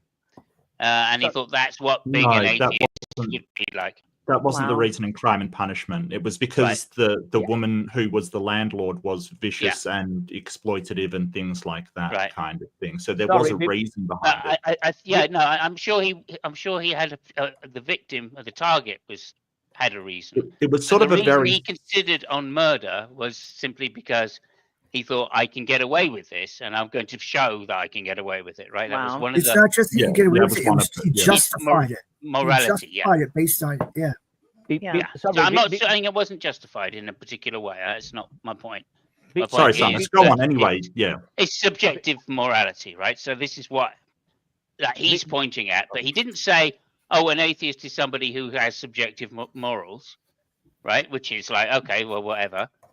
Some do, some don't, but nonetheless. But he says, no. He points to a fictional character which has the trait that could be assumed of that, and that's the shell game. Right. And then you Right? have to undo Before that you, and go away. sorry, before you go on, I just want to chime in for a second with Go ahead. another, snippet from Jordan Peterson about something that Mark said, and he actually, pointed out his resort to God, in some way at the end, and it was funny what it was at the end of it. So I'm just offering this one. This was during an interview that Jordan Peterson made, and he was talking about the myth that decides, in the Bible and all that stuff. So this is an interviewer saying, because a lot of people just look at these stories like Tiamat and Marduk, that's why, I remember here, or the Christ story and the Bible stories, and say, well, those are nice stories, but I'm not going to take it seriously. What's the case you make? Because I know actually, and this is Peter's reply, well, what are you going to take seriously then? You're going to take nothing seriously. Well, good luck with that, because serious things are coming your way. If you're not prepared for them by an equal metaphysical seriousness, they will flatten you. You can be dismissive with regards to wisdom, but that doesn't protect you from the coming catastrophe. So if you don't believe in the myth that decides, there is a catastrophe coming at you. This is, Yeah. it's mental. But yeah, carry on. Well, he's basically using that as, we would call it an analogy, but he shies away from that kind of thing. This is where he's frustrating, because you'll say, sort of, is this God a real entity? Does it have some sort of actual presence? And he'll be very wishy-washy on it, because I think that Jordan Peterson thinks that the belief in this God, and he's using it as an analogy. Let's just say, for example, he's using an analogy that there has to be far-looking people. There's got to be these paradigms of order. There's got to be this masculine sense of where society is going. He thinks that ordinary people need belief in gods and worshippers and things like that in order to preserve Western society. But that is what he thinks. Well, let me finish. I don't think he thinks he needs that, right? I think he thinks that he is much more intelligent and, he is beyond. I think that he's basically putting people in a bucket that says they're kind of too stupid to make an ordered society without actually believing in this stuff. But I don't think he believes it in a conversation with Sam Harris, that exactly that thing came up. And when Sam Harris pointed that out, he then backtracked somewhat on it and said, "Oh no, I'm not saying that exactly."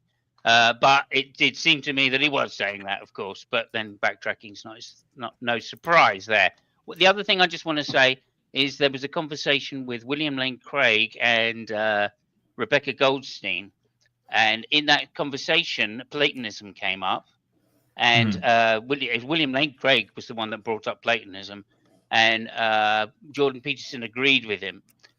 So I'm assuming that Jordan Peterson is a type of Platonist, and I think that that's where some of his misconceptions come about when he starts talking about things that are fictional, because he thinks they exist in the same sense that some people think numbers exist. That was the impression I got. Anyway, go ahead, Fiber. Yeah. My impression is that, and he actually says this, so I don't think you have to read this into him. My impression is that his attitude towards religion is one that you kind of get from pragmatist philosophy, which is okay, the issue isn't this metaphysical stuff out there. The issue is, okay, what's practical, what has some sort of social utility. And so then he wants to make this sort of conservative argument that, okay, well, the quote unquote Judeo-Christian narrative gives you a guideline for developing a sort of practical moral culture or whatever. And but the thing I think that there is to criticize is that he's intervening in this like debate about religion at supposedly on the side of theism, right? He wants to say, look, I think atheists are wrong. I think atheists are confused. I think that people need a conception of the divine in their life, blah, blah, blah, blah, blah, right? But when he's entering into the debate, supposedly on the side of theism, he's actually doing it on the side of atheism, because what he's plainly saying is, look, this stuff about there being supernatural realms and entities that we have to relate ourselves to, that's just, I mean, you can basically toss it overboard. The point is, how do you organize secular culture, right? And so in that way, he's sort of like confused. He's sort of like, say he can't say what he means, and he can't mean what he says. Well, I think it's interesting to him whether atheists actually exist at all based upon that Jubilee performance. Because one thing really interesting I found in that was when somebody asked him to sort of say, well, what do you define as religious? And he said anybody that prioritizes one thing over another is religious. And it's very strange to hear that kind of thing from it. He's not talking about whether you believe in God or not. He's talking whether you have a system of priorities. Yes. And I don't know any living human that does not have a system of priorities. Maybe a nihilist, like complete nihilist. Mark, that is I think that is one of his red herrings, if you like, because he's clearly using a colloquial definition of the word religion, which is commonly bandied around in society. People are religious towards their football teams and all of that sort of stuff. And he's using it in that sense, not in the sense of worshipping a supernatural deity or doctrine, Yeah, well, Brian, I just want to point out, as you brought up colloquial use, in that same Jubilee setting, he quite categorically rejected any and all interest in colloquial use in the language that he was using. Yes. I know, and yet he uses it himself. And yet he uses it all the time. And that was the point that I actually put my hand up to raise, is that we've talked of his use of the Mott and Bailey tactic. Yeah. He also utilizes red herring very, very well. And I think what you guys were just discussing was a situation where he was just throwing red herring after red herring in a bit of a gish gallop. But once again, it's to avoid a situation whereby he has to admit that he's wrong, because as soon as that happens, his entire paradigms collapse. Or clarify a position to the point where he can be pinned on it later. Yeah. Yeah, but the thing is that it's very complicated to actually understand what the fuck he's saying, because as I said before, I mean, he says things that are not per se wrong, right? But then it just puts so many shit on top of it that A, it's basically not understandable, and B, it just goes to absurd. He used a way of speaking, with people.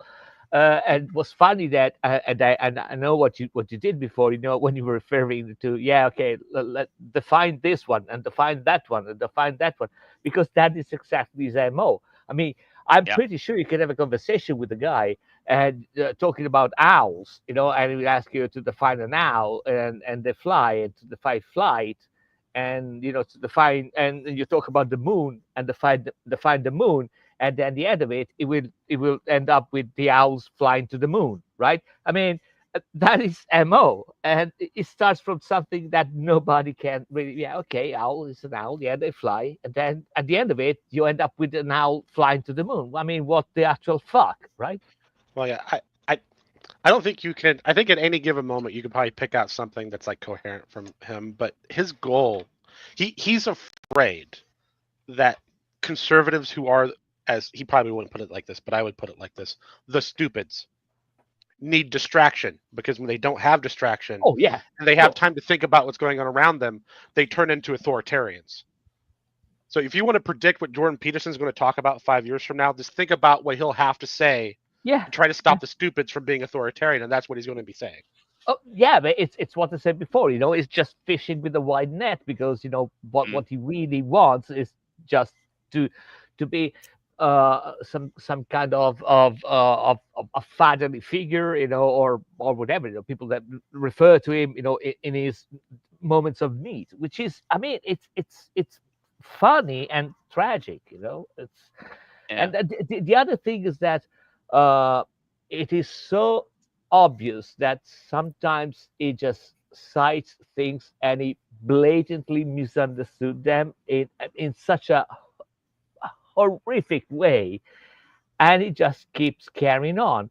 There is the example, famously he cites the fact that he was a socialist before, and then he turned down socialist after reading George Orwell, The Road to Vegan. Uh, Actually, I have the quotes in front of me. I will refrain from I will refrain, from reading them because they're long. But trust me, I got them. I can do that. I can bore all of you to death.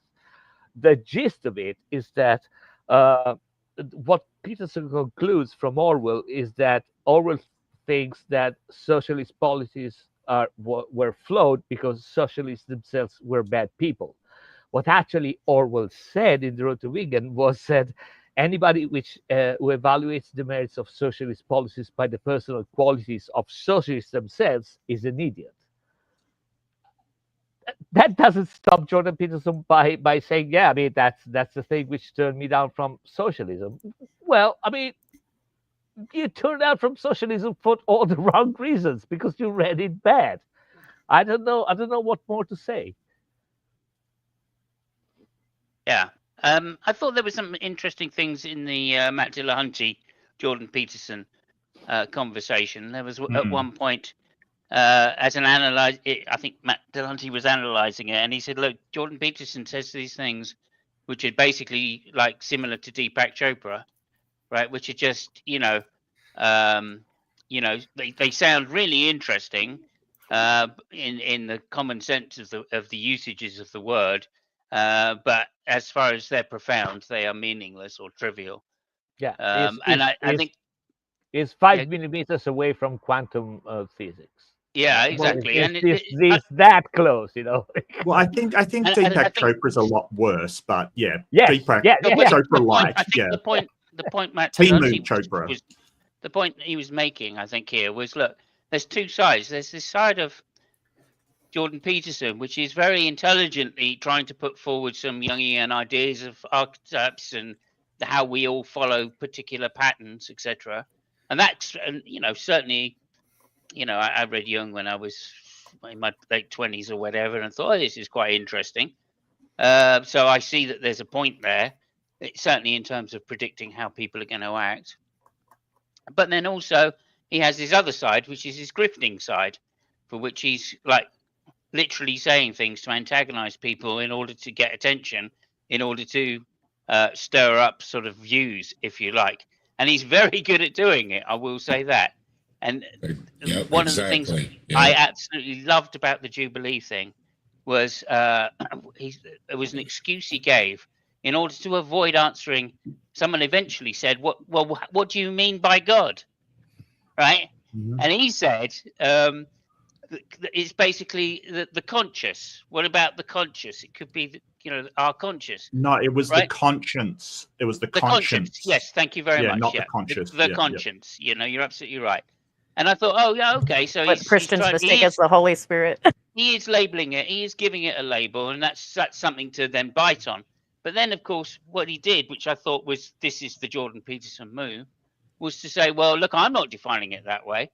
Yeah, it's in the Bible. It's written by somebody. Somebody said, Enoch or someone like that said, it's the inner voice, the small inner voice.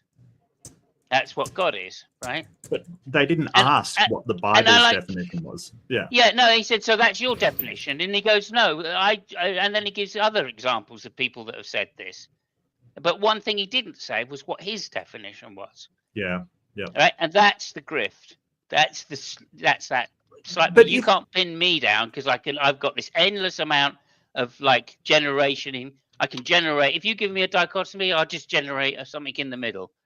But can actually if he explain was that. purely grifting, why not just lie and say, yeah, I believe in Christ, I believe in God kind of thing? That's what gets me. Like, yes, he's Oh, I know being why. deliberately deceptive, but he can't It's- just go, I well, know yeah, why. I believe in an actual God. I don't think- Why is that? I don't think he's being I have a deceptive. few Sorry. I can reasons. explain it. One because reason it is doesn't it doesn't want to be cornered in that way.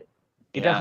doesn't want to be cornered there. I don't think I'm that's a somewhat problem. qualified to answer this. Well, it might no, okay. So I understand it might not Brian's be a filling with problem. spirit. It is. I think it's a problem for him.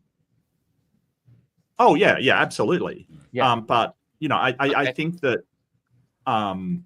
So I think okay, that it's not a problem. Sorry, what was the sorry, there was a woman talking and I wanted to hear Yeah, her yeah. response. Deidre. So, Yeah, I Deidre, sorry, can you repeat the question, Matt Simos, because it got a little wild. I'm not sure I can actually. I was Okay. going to pass it over to Brian. I was waiting. Well, waiting my for- question was, why doesn't he just acknowledge that there's a God? And, you know, if he's That's what it grifting, was. just, you know, Yeah. be a Okay. Austin Whitsitt and just say, yeah, I'm all in, you know. Right. So I wanted to say something because I pay a lot of attention to him, a lot of attention. I find him fascinating, and I'm not an atheist. He plays a game, right? He plays a game where he's maximizing his conservative interests, and his conservative interests are largely Christian. But he also has a lot of the incel boys are not Christian. A lot of the incel boys and the libertarians are either not religious at all, or undefined spiritualism, things like that, right? So Sure. he plays a wonderful game where he is pacifying both. So the Christians are all excited, going, is he gonna make a jump? I mean, I literally have watched them in Discords. They are so excited that he's just gonna be a Christian any day. And they just like gush over him. Well, he says And- he is. And then the incel boys that are not atheists are not threatened by him because he's never going to oppress them with religion or anything like that. He's not like philosophically a threat. So it opens his audience up for all conservative types. And he's really broad. He's broadly accepted, where if he leaned more one way, he'd only have the evangelicals, or if he leaned the other way, he'd only have the incel libertarians. And I'm not saying all the libertarians are incels, by the way, but his are. Well, it's an I think interesting you're right. point. I think you're Deirdre. right. Well, I'm not entirely convinced because he sort of claims black and blue that he is a Christian, you know, like he's absolutely a Christian. So if that Yes, was his game, culturally. then Culturally, Christian. well, he doesn't Culturally say Christian. culturally, you know, that's the problem. Yeah, he never says what he means by that. Though, Here- right? Then here's Yes, what the verbally- religious definition of Christian is. Even if you're a progressive Christian, have you asked Jesus Christ for forgiveness in your life? And have you confessed to him to be Lord and Savior? And if that's not the case, you are not a Christian. You're something else, but you're not a Well, Christian. I don't think that's the only definition of Christian that's out there. I Then really it's a don't social think. definition, and it's very close to cultural. So social definition of Christian will open up to every cult, every Well, that's you know, normative. Mormons, everything, you know. And so social definition of Christian, if you go open your social book, that's okay. Then there's cultural Christian, which is really what he more is. He's more of a cultural Christian. Yeah, well, Oh, yeah. remember his. I agree with that, but- Remember his wife was, saved Yeah. from, or had his. So he's tap dancing with her. Went into So my- remission because she was praying, and obviously he can't say to his wife, "Well, that's just ridiculous." So sorry. I mean, I will grant you from the get we go. need to go to Brian as well. Yeah. Oh, sorry. Yeah, Brian, you want to go ahead? No, you go first, Fabio. I'll take Yeah. over from you. Yeah. So I mean, I would grant you from the get go that I'm probably naive in saying what I'm saying, but this is what I think about Peterson and why he says he's a Christian and other things. I think that the guy, I mean, there is no denying that the guy is an intellectual. You know, somebody might say, a popular pop intellectual, and like all pop intellectual is a manipulator, and he's really good at it, right? I think that his aspiration is to be some kind of spiritual guide to as many people as he can, and by saying that he's Christian, or he just relied on Christian values and whatever, that is, in my opinion, that is a very short way to get the appeal of a lot of people, especially in the US, where Christianity is so fragmented and all this stuff. So basically, everybody I mean, as long as you say I'm Christian, yeah, okay, we're all brothers. Then they talk to each other. One is Mormon, and the other one is whatever the fuck they are. Don't say that Catholic. Don't say evangelical. Oh yeah. Mormon. He's Christian, right? So this is what I think. You know, at the gist of it is that there is aspirational of being some kind of spiritual guide to as many people as you can, and by declaring himself a Christian, he doesn't, because he doesn't say he's a Christian in such a way that is really bothering people which are not Christian, if you get what I mean, right? Well, he said, I never said I was a Christian. That's yeah, how he backtracks. Right. So yeah. So I think it's just a means to an end. It's not something. 100%. You got to remember its beginning was taking a stance about in university against the gender issue, and so I think that gave him a lot of followers on the right, and as a result, he then wrote the book in order to try to, shall we say, capitalize on a following I don't think he necessarily had much in common with.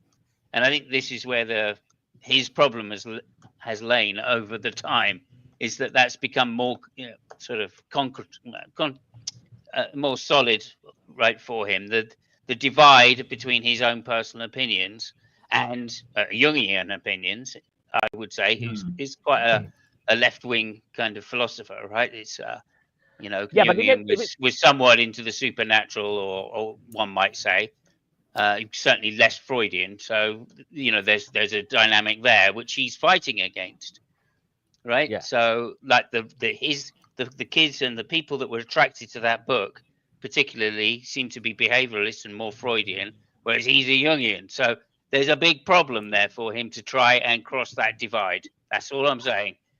No, but I agree with that. I think you have a point, and the only thing you got to do is read his book, which I unfortunately did, is the 12 Rules for Life. And if you read them, that's just a pompous biblical way of saying, again, obvious things. Tell the truth, be true to yourself, see challenges as opportunities, and blah blah blah, and all this stuff. But again, he put it in such a way that if you are a Christian, you will recognize the biblical references, and if you're not, they're just saying nice things, maybe pompous way. So he's trying to catch them all. Exactly. He's a behavioralist. Good Brian. Yeah.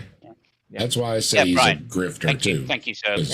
He's wishy-washy, and I see like a little. You're talking about Deepak.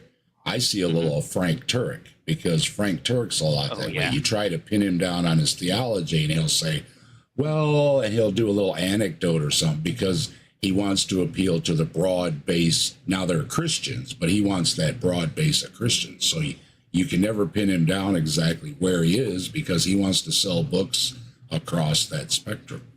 Yeah. That's I also think I've seen people like that too often in my life, and I think that he thinks that he's gonna save the world kind of thing. I think there's also a massive ego thing with it as well. And I do think that he believes that the only way society can be coherent, or society can function or flourish or even survive, is by rigid order. So I think he will attach to whatever he believes that order is coming from. And I think that he thinks that all of society has only survived because of Judeo-Christianity, and he attributes everything to that. That's true. I don't think he believes in it literally, but he believes it's the only thing that the peasants are going to use to save society, in his estimation. Okay, wait. That's always confused me. Let's go to Brian first, and then we'll go to Zerb. Yeah. Okay, so at the beginning of this little segment, I said that I could give you an explanation.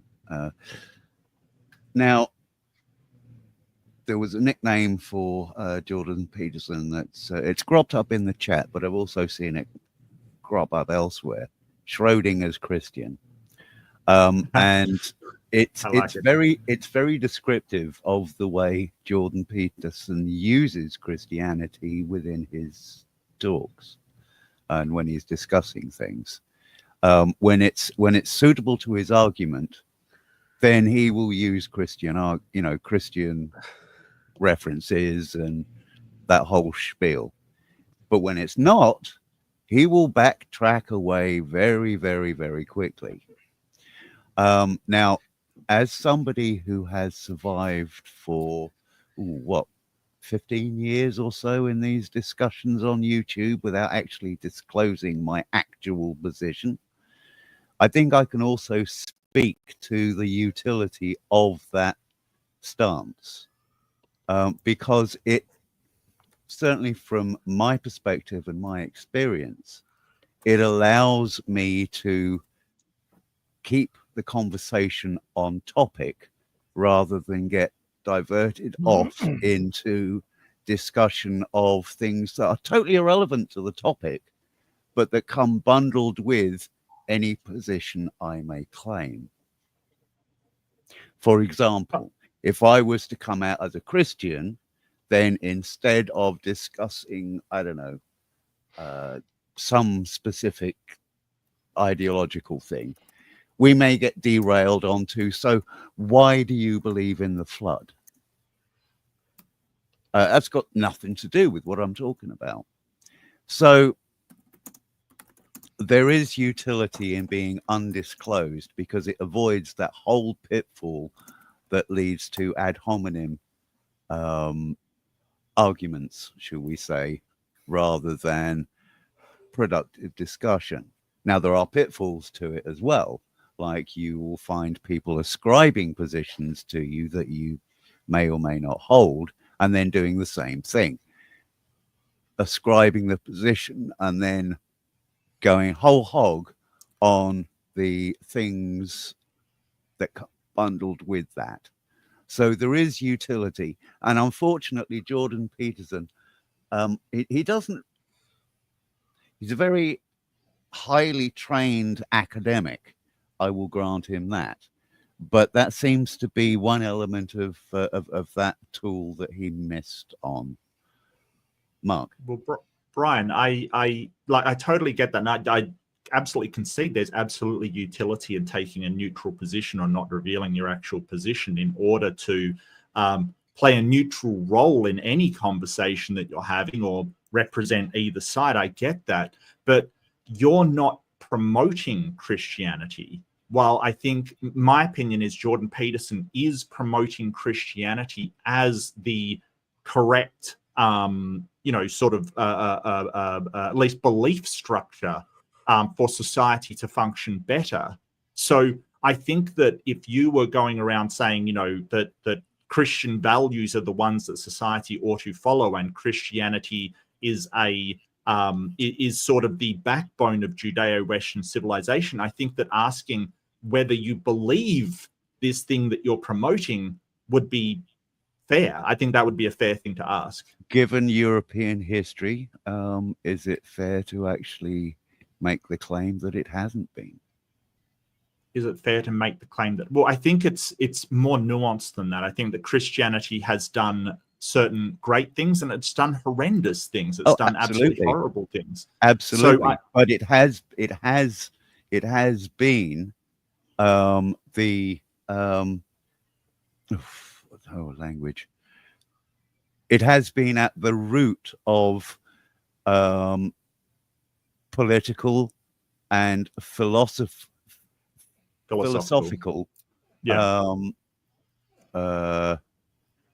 disciplines, modes of inquiry, dogma, even. Yeah, that has that is very formative to the way Europe developed over 1,000 years. Sure. However, I'm not 100% sure it's entirely by merit and may rather be by enforcement that is the point the case. Being that it's ingrained. Well, to the point I you get can that. almost not separate them. You have to do a lot of work to separate them. Well, I don't think that's 100% true. I think that sort of Christianity, I think that human morals will arise, what's best for society will arise, regardless of whether you have some kind of overarching religion there or not. For instance, Japan, although its morals are different, they still have much the same morals. And China has morals, everywhere has morals, and they didn't have Christianity to do it. So no, you certainly they had Shinto, and the Arabic world has had Islam since the 13th century. So, sure. And all three have had their peaks and troughs. Oh, when absolutely. it comes And to I'm empire building and influencing the world paradigms. Well, I'm certainly not saying that it isn't ingrained in Western society. I get you when you're sort of saying Right. that. Yes, And I I think get you. that But is what I don't Jordan think that's Peterson's any alluding argument to keep saying, well, that's what we should keep still using because it has been formative to Western civilization, any more than sort of, Arabic people saying, hey, we need to use Islam because it's been formative to our civilization. I think that we should base it couldn't upon agree more with than you. I just couldn't what agree happened with in you more, history. Mark. What Yes. I'm saying is, I'm trying to present it from Jordan Peterson's potential, possible perspective. Is that's the Right. way he's seeing it, and I can understand how if that is truly what he believes, then that could come across as either an indoctrinated view or a politically engendered view, or because of the way he's utilizing his arguments and the forums with which into Sure. which he's taking them. Well, he's a see what I conservative. mean? He is a social conservative. Absolutely, So without doubt. he whereas progressives like myself, I would sort of categorize myself as a progressive. I would say, let's find a better way to do things rather than stick to some old way that may or may not be workable in them. Why don't we update our social, our political, and our societal systems in accordance with new information rather than try to keep old ones running that don't seem to be functioning that well. I don't see a problem with that. No, and as Can I step someone in who here? considers himself progressive as Okay, well, but I my would agree arms, with you. my arm has fallen But off. what the topic of tonight's conversation I hear you. is Jordan Peterson's intellectual powerhouse abilities. Right. Yeah, but when you're talking about Christianity, really, I think the big question is: do you believe that because Jesus rose from the? He's Sorry, succumbed must have been to delayed this there. foible. Okay, I'm going to just butt in there. And sir, you've been holding your hand up Sorry. invisibly. Jordan Peterson's not an intellectual powerhouse. All right, guys, I'm out of here. Take it easy. Thank you for your contributions, All right. Leo. See you, Leo. Good to see you, mate. I want to Before contribute you go, real quick before you and go, before say you go. Oh, no. people See make what- mistakes and call people dumb when they're not actually dumb. Ben Shapiro's not actually dumb. Jordan Peterson is not actually dumb. I think you make a mistake when you do that. But anyway, continue. Yeah, no, well, I think most people are referring to their arguments. Absolutely. But, sir, your metaphorical hand is up. And I don't know what Jung would make about it, but haven't we all got our hand up, archetypally speaking? Depends My what list you has mean by gotten- hand. My list has gotten so long, so I'm just going to summarize a couple things. Jordan Peterson holds to a practical theory of truth. For the circumstances what we're talking about, that means he doesn't have a position; he has positions. He holds them all to be true, even when they have things in them that contradict with other positions. I think he's actually. I don't think he's being dishonest. I think he's functioning from a different paradigm than almost everyone else. That doesn't mean he's right. I'm just trying to explain it. I think he's not for rigid order. He thinks order is just as much of a threat as chaos is. If you listen to his little talks on order and chaos. What was the other thing? Yeah. I think that's it. I could say more, but I don't need to say more. That covers most of it. Well, it's interesting. when real you quick. talk about- Real quick, I'm sorry. I appreciate that you called him a conservative and you called yourself a progressive instead of identifying as a direction. Hey. Welcome. I think it's interesting when he talks about chaos and sort of, if you've ever heard him talk about a dragon, like whether a dragon is real, and he sort of identifies it as the forces of chaos. I think that he, like, don't get me wrong, I think that he, I agree that he thinks that totalitarian order is bad and stuff like that, but I think that he sees chaos as this sort of, almost an existential threat to society. Not any form of chaos, but just, societal chaos and, veering away from that conservative idea of ordered societal systems. I'm not sure. I mean, I haven't really heard him talk about political stuff very much. He seems to avoid it a lot. Yeah, you could be right. I'm not 100% sure. Yeah, Well, because no, I think the moment he talks about political stuff is fenced in. It just wants to have as much as free range as possible because nobody knows who's going to buy his book or come to his lectures, whatever. Well, I think you're right about the chaos, because he talks about chaos way more. But he identifies the chaos with the quote-unquote left radicals. Yes. Right? He thinks that's the more imminent threat, so he doesn't address the order stuff as much. But if you go back and watch some of his lectures, way before he got famous, he talks about how they're both a threat. They're just a threat in a different way. He's worried about the trans activists and the people with purple hair.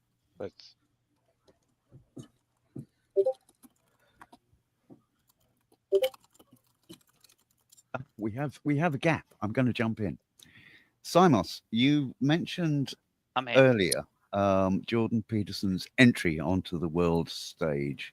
Yes, that being his C18 or something, was it? Yeah. Yes, that being his jumping up and down and saying, "No, I will not be forced to use they/them pronouns," which in essence that's kind of where the context I first ran into him too. This is what, back 2014, something.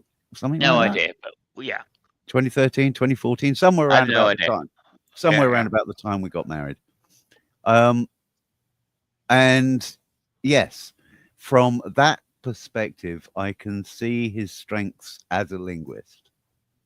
And from what I've seen, what tends to happen in a Jordan Peterson discussion / debate is you end up generally falling into some sort of semantic tangle with him. Yes.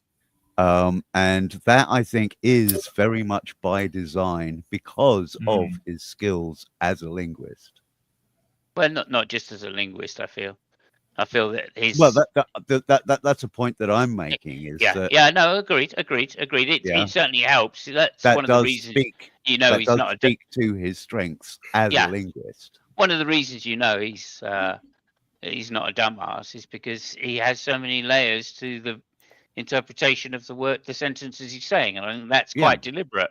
Yeah, I really do. Like he said to Joe Rogan, I've worked out a way to monetize the left. Absolutely, he has, and that's to get under their skin by using this language, which is wishy-washy. But he's monetized it in much the same way as people have monetized gaming. So just to point out a little more insidiously, I feel, than that, but it is, but more insidious than Gamergate, that's for sure. But nonetheless, I will say this about it is his initial. I think he accidentally came into this position that he had to defend a position he didn't actually hold. His objection was not about using the pronouns. His objection was being told that he had to use the pronouns. Yes. Oh, yeah. Right. And it's such a minor difference in some sense, right? Because he never cleared that up. I think he found he had notoriety, which he then became addicted to. And then had to start thinking about ways to use this because his position at university was under threat. Yeah, ego got in the way. So, but the whole thing about the pronouns thing was that's not what the Canadian law was actually saying.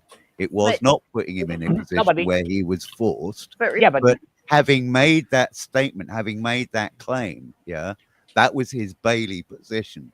So he had to keep using it to generate the interest so that he could then pull back up into his mod. This is Yeah, the no, man To that, be that clear- defines belief as that which you would die for. So if he I mean, believes crazy. that he needs free speech, he's going to die for it and lose his job and whatever, you know. Yeah, Yeah, but like that's the hill one he of the chose. One of the Weinstein guys did exactly the same thing in a slightly different way, but decided to die on a hill he didn't have to because it was a misunderstanding, right? And he did exactly the same thing. Saw Jordan Peterson making a huge amount of money out of this, and went, right, I can do the same thing. And unfortunately, he was no Jordan Peterson, right? And that leads to the skills, right, that Jordan has, right? But I've had so many disagreements with Jungians over the years, right? Just because it has this I don't know, superstitious element to it, right? And the idea that these archetypes are unbreakable to me is anathema. I mean, I don't even understand why you would want to go down saying, look, a lot of humanity falls into these particular categories. Well, sure they do, but what does that actually mean? Does that give you any idea of how somebody will react? No, because it depends on the individual. So, like the whole idea that Jungian has some deep insights into the human race, like Freud did, it's just completely different. It's completely wrong, right? And then that's where I find that Jordan Peterson always trying to hide behind some kind of Jungian archetypal kind of metaphysics just doesn't make any sense to me. Metaphysics is supposed to be universal, you would think, and clearly, Jung was no genius in that respect. Right. Yeah. Sorry, Piper, you were kind of getting to say something there. I might have been high-blocking. I wasn't going to say anything. I think Oh, it okay. was Minnow. Oh, was it? Go ahead, Minnow. Oh, I was just going to point out that it was actually the policy at the school that he taught at that he was required to use the chosen pronouns by his students. It wasn't the law, but it was like he got fired because he broke the policy of the school that he worked at. Well, yeah, I mean, but that's it was employment. phrased as being the Canadian government chasing this down. Well, no, he clarified that in front of Parliament. Oh, he did. Yeah, they brought him in to testify, and they were I missed that bit. I forget who it was because I'm not a Canadian, but they asked him about. They claimed that it wasn't forced, and then he said, "Well, if I don't do it, then what happens?" And she said, "Well, we'll fine you." And he goes, "What if I don't pay the fine?" And then she goes, "Well, we'll throw you in jail." Right? So, yeah, he was being forced. It's just 2 steps removed. Yeah. It was against a Canadian law that was potentially being considered to be passed. Well, I mean, it's kind of in the workplace. I mean, the organization can take regulatory steps to make any kind of rule that they want. That's sort of part of employment. Like you might be required to wear a uniform or required to have a certain dress standard. You can't say, well, I've got freedom, and therefore, if you fire me for for not wearing a uniform, then I'm gonna arc up. It's like, well, if you don't want to abide by the regulations of the employer, don't work for them. I'm required to smile. I'm required to say all sorts of things that I wouldn't want to say to people I can't stand, but I'm required to. Read the small print. It's called employee at will around here. That but I mean, you are willing to work there, therefore you are willing to show up at a certain time, take your lunch at a certain time, wear certain things, say certain things to the customers because you're willing it. Yeah. You're adhering to the certain requirements of your position. Yes. Yeah. And he was unwilling to do so. And I think that this was the first step in Jordan Peterson. I mean, because what Mark said and Dave said, I mean, I guess it's kind of obvious, right? I mean, it doesn't take. I mean, it's blatant. It's in your face, and he suddenly found out that inflating the obvious, was something that he could live on. It actually, put this, made it part of his inspiring, aura that he built by himself, and he gets into the self-help genre. The 12 steps is amazing. So everybody's been pointing out how many people he's debated, right? All the big names, filling big houses, all that kind of stuff. Well, they say he was with Sam Harris. He was with Delahunty. He didn't debate them. Okay, I this is one of my pet peeves. Sorry, Dave, this isn't your fault. On stage selling tickets is or selling books. You know what I mean? That doesn't mean it's a debate, Dave. That doesn't mean it's a debate. This is the thing. They were conversations. They were not debates. Well, no, stop doing loose terms. This is one of our pet peeves. Like when they do there's a Christian I see, they do a call-in show. It's a frigging call-in show, and they're like, oh, well, it's a debate. And it's like, no, it's not a fucking debate. I'm not going to challenge you, Mark. You are an expert debater. I am a master debater. That's what I am. I am. Yeah, I prostrate myself to you. Right. One of the things I got to disagree with you, Mark, there, they weren't just conversations. They were moderated conversations. I really hate that when people just say it's a conversation and there's a moderator there. Well, the this gets to me. I'm sorry, Cyrus. You're absolutely right. You're absolutely right. It wasn't. I'm sorry, Cyrus. Can you define moderated, please? Yeah, certainly. It's when a someone conversation just introduces them. It's an MC, not a moderator. I'm going to dabble as a moderator for an Austin debate coming up. So I'm going to be a moderator for the first time. Yeah, he's going to debate a creationist. Which Austin? Austin Sims. Oh, cool. Yeah. All right. Fantastic. Yeah. Next Friday. Oh, nice. Okay. Do you want to send me a link or something? I can plug it, I guess. Yeah. I've got a show coming up later today. We'll put it in. If somebody was trying to get in a minute ago, if they want to try again, that's fine. There's a space now, so that's wonderful. Well, do you mind if I talk about the first time that I saw? Yeah, before you go, I haven't quite finished. Sorry, Simon. This is official business. Thank you very much, Piper, for coming in. I think you really added to the conversation today. Yeah. Thank you so much for that.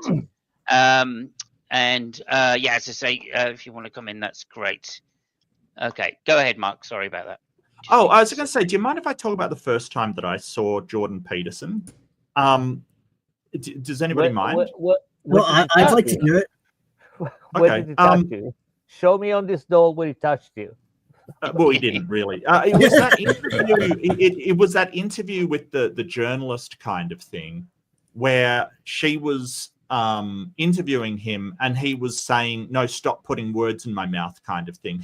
She was really Channel 4, yeah. I don't watch English TV, but it was just sort of. Yes, that's what she was doing, but that's sort of what journalists do. But what got me was just a lack of clarification about anything, and rather him sort of preying on, well, I didn't say that. And like, don't get me wrong, from both sides, it was terrible. The journalist probably shouldn't have been straw manning his position so badly.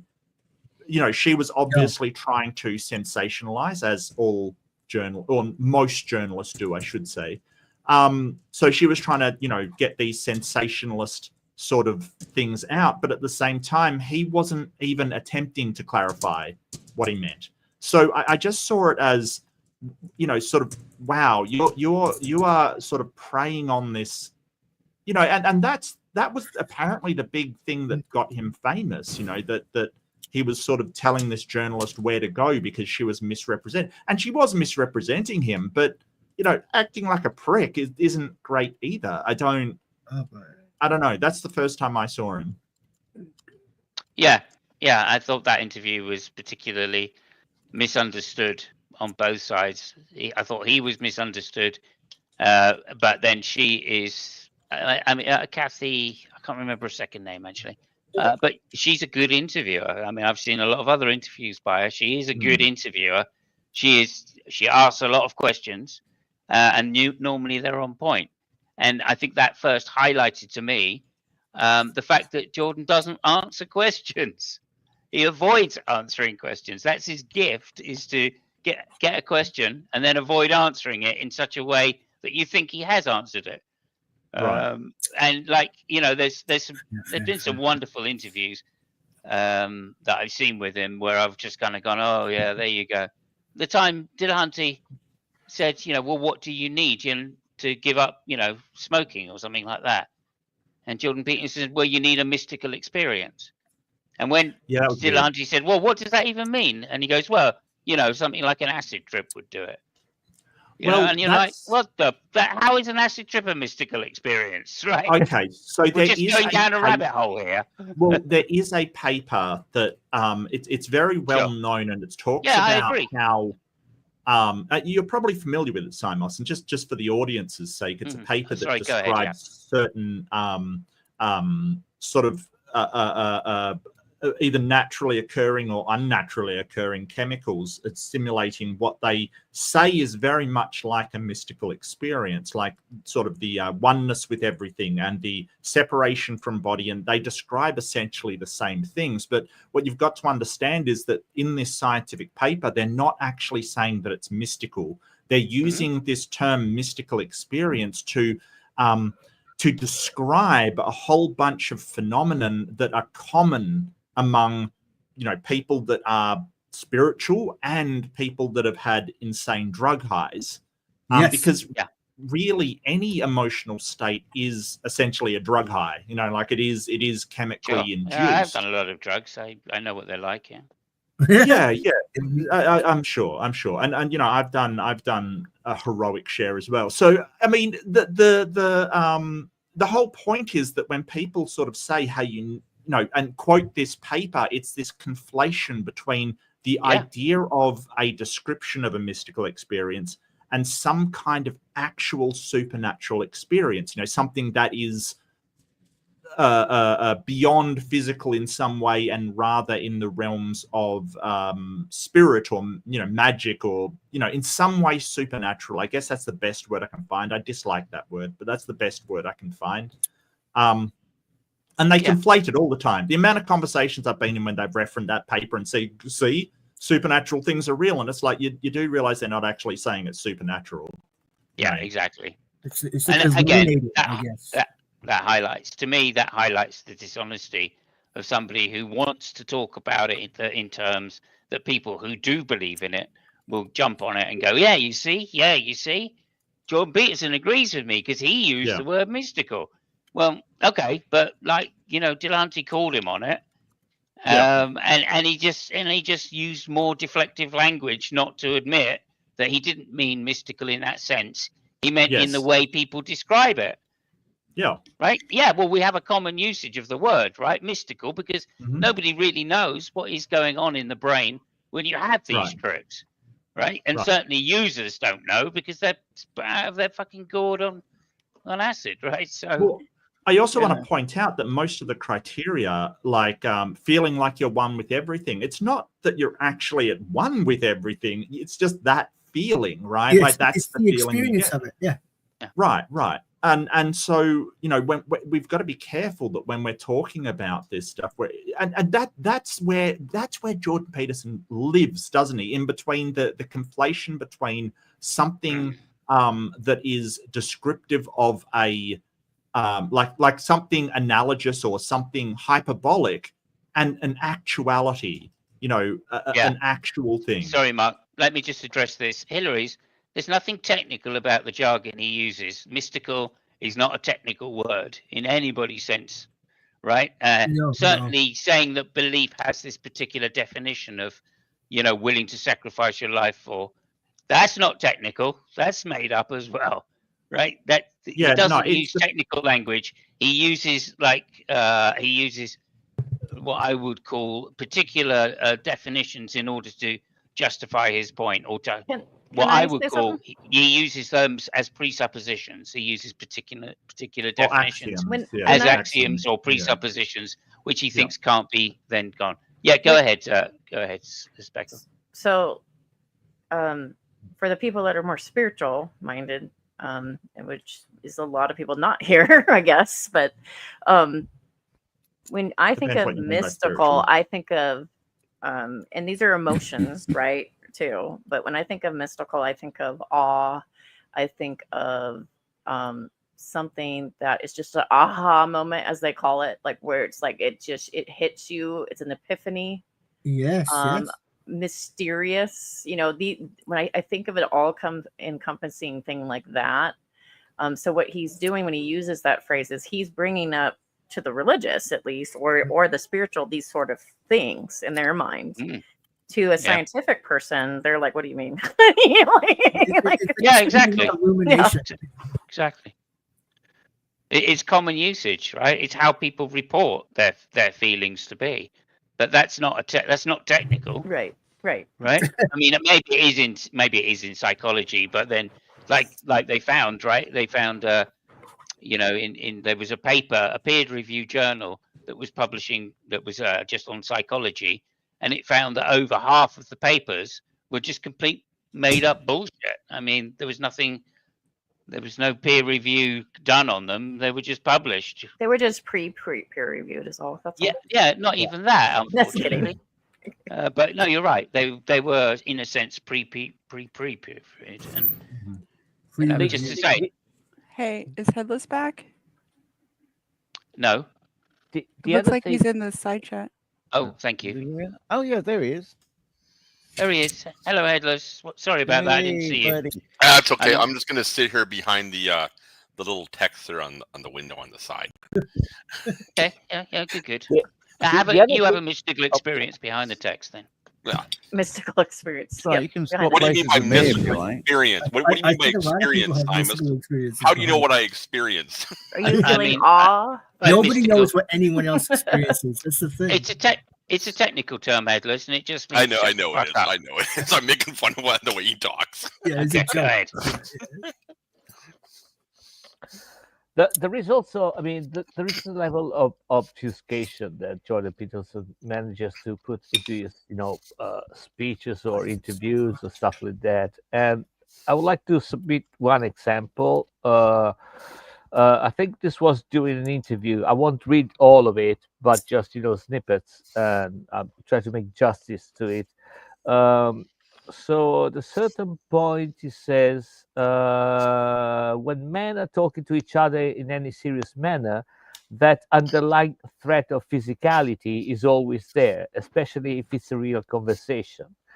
And then he carries on. He says, for example, there is a woman in Toronto who's been organizing this movement, let's say against me. She compared us to Nazis. But I am defenseless against that kind of female insanity, because the techniques that I would use against a man who's employing those tactics are forbidden to me. What? Yeah, that's what he said. Okay, it's verbatim. I'm reading Forbidden. verbatim. So I mean, some people, of course, said, hey, I mean, are you endorsing violence against women? And he said, no. I'm simply saying that all human interaction has an underlying threat of physicality. How could you willfully and unfairly misinterpret me?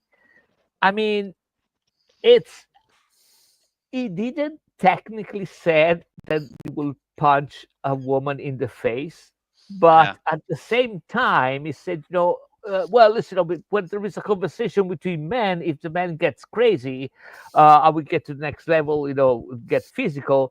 That is, and he gives that as a fait accompli, in any serious conversation between men, there's threat of physicality. But if I do it with a woman, I can't do that. So the conversation is unfair.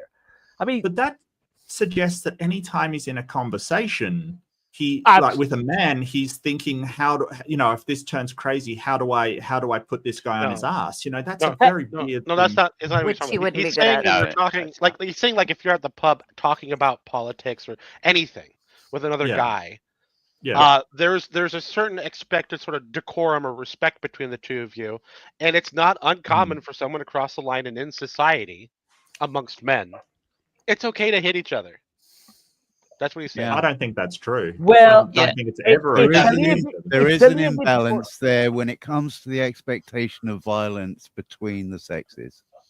Yeah, okay. That isn't. He's not saying exactly what Seb said. I think what he's saying, as my interpretation of that, is that when two men are talking to each other, right, then because there is the possibility of violence, there's a limit on how we converse with each other. That makes more sense, actually. Right, and that's it, right? Yeah, because you know that Jordan doesn't throw down. He's a better way of course he doesn't. He's Looking very like that, you must soft-handed. be kidding me. I don't Yeah. know. He has a But- long reach. But just saying that, so it seems there is this, because there is this, right?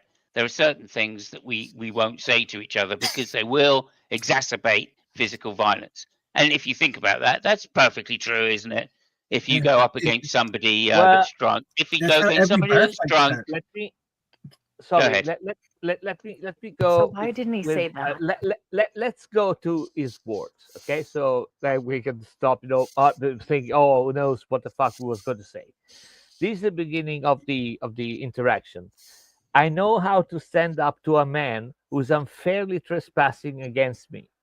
And the reason I know that is because the parameters for my resistance are quite well defined, which is we talk, we argue, we push, and then it becomes physical.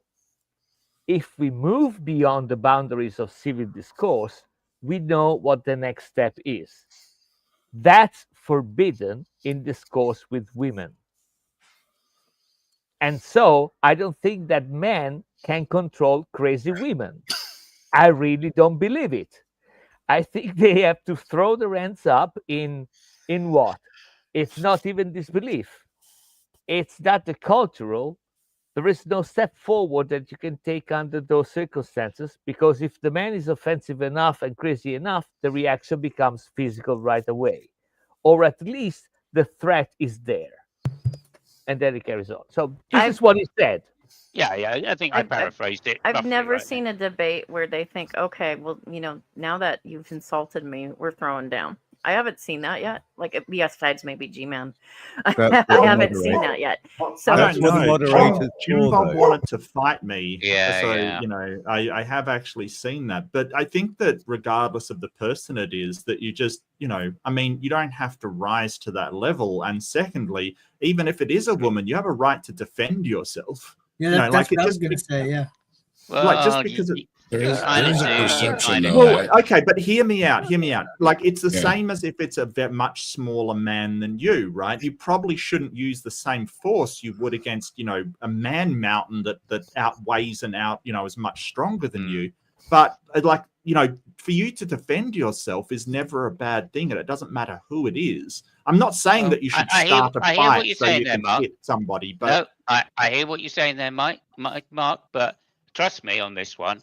If the cops get involved, it's the man that gets arrested, regardless of what's happening. No. That The actually cops got started to involved. change, Point of Simon. contention. Not always, but Point almost of always. contention. Point of contention. I have an I example. hadn't I have quite an example. I have an example. I hadn't quite finished the sentence. Rev got freed up. Shani called on Rev. Rev had the bruises. They took Shani. I'm just saying. Yeah, absolutely. I'm saying, I hadn't quite finished what I was saying, so I can't finish the sentence in the way I wanted to. But nonetheless, what I'm saying is, if the cops show up, they will arrest the man, regardless of the situation, and then later they'll find out. There are exceptions, you're right, and obviously Shani weighing like 5 times what Rev does is a good example of that. Yeah. But I think that's an exception and an outlier. Generally speaking, I think the woman often gets treated, shall we say, then as the innocent victim, as the innocent party, because the two have to be separated by British law. You have to separate the two, and what happens is they take the man away and leave the woman in the house. Well, I think that's just part of pure probability, because most violence is instigated by men. That's just a fact. I'm sorry. Yeah. So I think that it's just and it's the same sort of, if one party is bigger, it's probably best to restrict them, because the other party isn't going to do as much damage.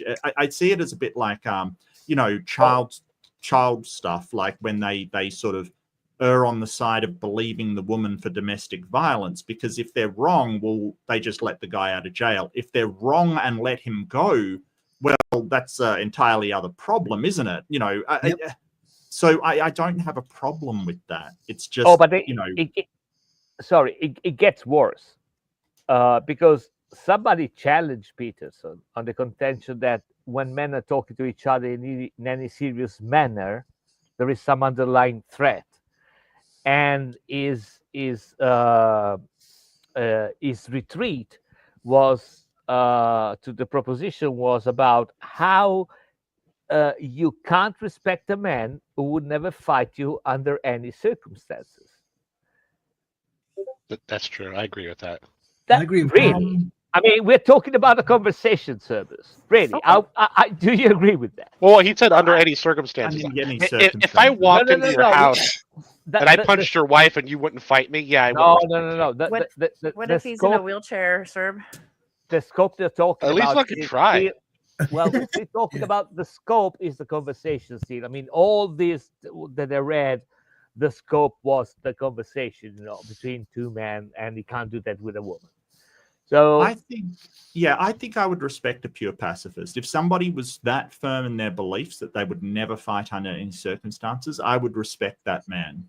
So you just let someone murder you? You have to protect yourself. No, I'm not talking about me. I'm like you can't respect somebody who would never fight. I think that if someone has that belief and is committed to it enough that they would never fight under any circumstances, I would still respect that man. I would respect his choice.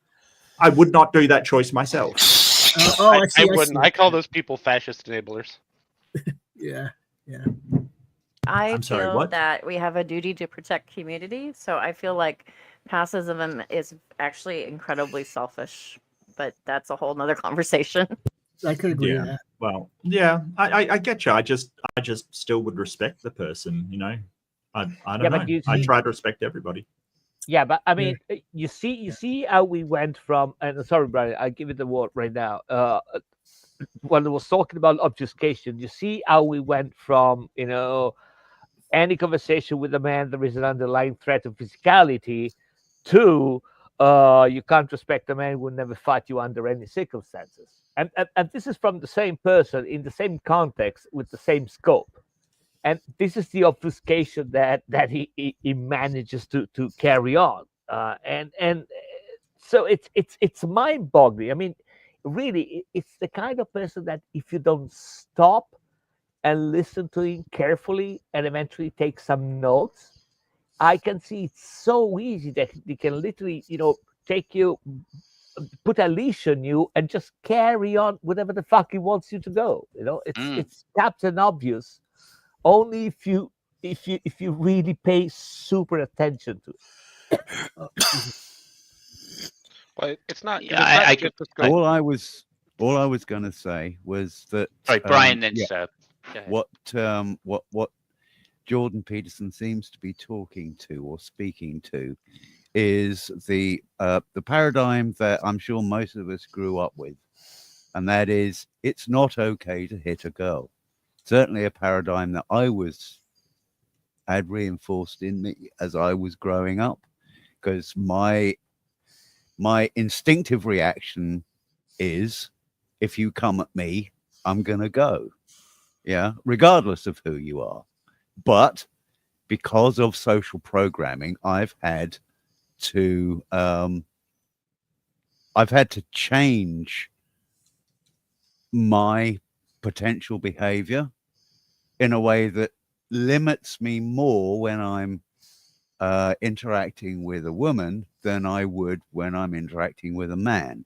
When I'm interacting with a man, yes, I accept the possibility that if I say something that he doesn't like, he's probably going to reach across the bar and lamp me one. But likewise, if he says something that really gets to me, I recognize that I have limbic forces at work within me that will probably kick in. Yeah. So yes, there will be things that will probably set me off. Yeah. And I can think of a couple of instances when that's happened, but I won't get into it.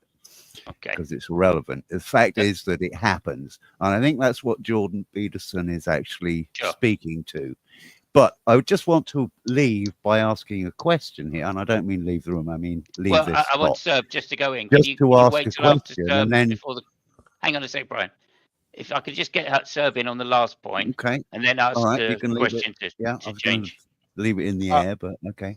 I was going to say go ahead, it is a leap, but I don't think it's that big a leap because he's not just talking about a conversation. He's talking about a conversation that then turns into violence? Not really. I Not didn't hear it. really. Yeah, I didn't get Not that. From really. I mean, it doesn't start like that, and then he ends like that in order to justify the fact that it becomes physical. But it doesn't. Listen. It's the classical game of pick your Peterson, right? I mean, if you can listen to him long enough, you can pick your Peterson, and eventually, yeah, it will make sense. Yeah. But you gotta You got to dig a little bit, and then get him to restate it in different ways. And again, a classical example of that is that Dillahunty point on giving up smoking, right? Because he makes some outrageous claims, and this is what Brian's been saying all along, by the way. He makes outrageous claims to start with, right? About supernatural. You can't give up smoking unless you have this supernatural experience, right? And then it turns out to be a mystical experience, like on acid, and it has to be reported as a mystical experience. I'll clarify that. And then third of all, he's basically just says, well, no, it's not supernatural. But that was his original claim, right? And it's only upon, like Dillahunty driving down and he's going, well, mystical experience, you can report that. But that's self-reporting, and first-person experience is not necessarily evidence for what's going on, is it? Right? Oh, well, no, it's not. Okay, well, there we go then. So, it's exactly what Brian's saying. He sets up this, in the Mott and goes, oh, well, you need a supernatural experience to give up smoking. And that's a hard line. It sounds like a perfectly, solid claim. And then when it actually comes down to it, he's just saying, well, you need to do some acid. And if you do, you're 80% likely to be able to give up smoking the first time you try. Well, so fucking what? I mean, whatever. I don't know why we're believing him on any type of substance addiction type claim though. Didn't he have to go to Russia to have some weird shit for his benzo addiction? Yeah, for sure. But they induced him in a coma. Yeah, but it is it's one illegal of his. In the US, it's one of his areas of expertise. That's why he went to Russia. He couldn't get it in the U.S. It's illegal in Northern America. Yeah, it is his area of specialty in his clinical psychology. Okay, so that's why he keeps bringing it up. But there is plenty of those examples. It's like sorry, Brian had a question. I want to go back to Brian for this question to hang in the air. Sorry, that's all right. Yeah, basically, it's if you see two men going at it, I mean, seriously going at it. Oh, I've seen some videos like that. It can be brutal. Yeah. If you see two women going at it, then it can be equally brutal, but in different ways. Oh, yeah. But if you see a man and a woman going at it, it's very rare that you will see the male going full tilt. And that is purely and simply because the male is or should be aware of the inherent disparity in muscle mass, bone density, etc., etc., etc. Now, do men account for that for smaller men, my though? question Because is, I account for that. Like, if I get in it, which is really not going to happen, but if I got into it with another woman, I would account for that. Like, if she's 4 foot something, I'm not going to knock her out. Like, I don't want to, I'd rather not fight you because you're going to lose, Yes. And so do men make that, thought, or did they just go, yay, I smashed you? I would take that. The reality is that if a male and a female are going at it, then yeah, she can be pulling out all the stops. But literally 9 times out of 10, not in all cases, obviously, because I'm talking about male on male violence, actually, though. But go ahead. No, but Ollie, you're totally right. I mean, I got 2 kids, right? I mean, when they were little, every time they made something wrong, I beat them to a pulp, like there was nothing. Yeah, because he's a male, I'm a male. I'm gonna kill the fucker, Well, I would say that I would definitely take size into account. Like, if there's somebody a lot smaller, a lot lighter than me, I wouldn't necessarily, I wouldn't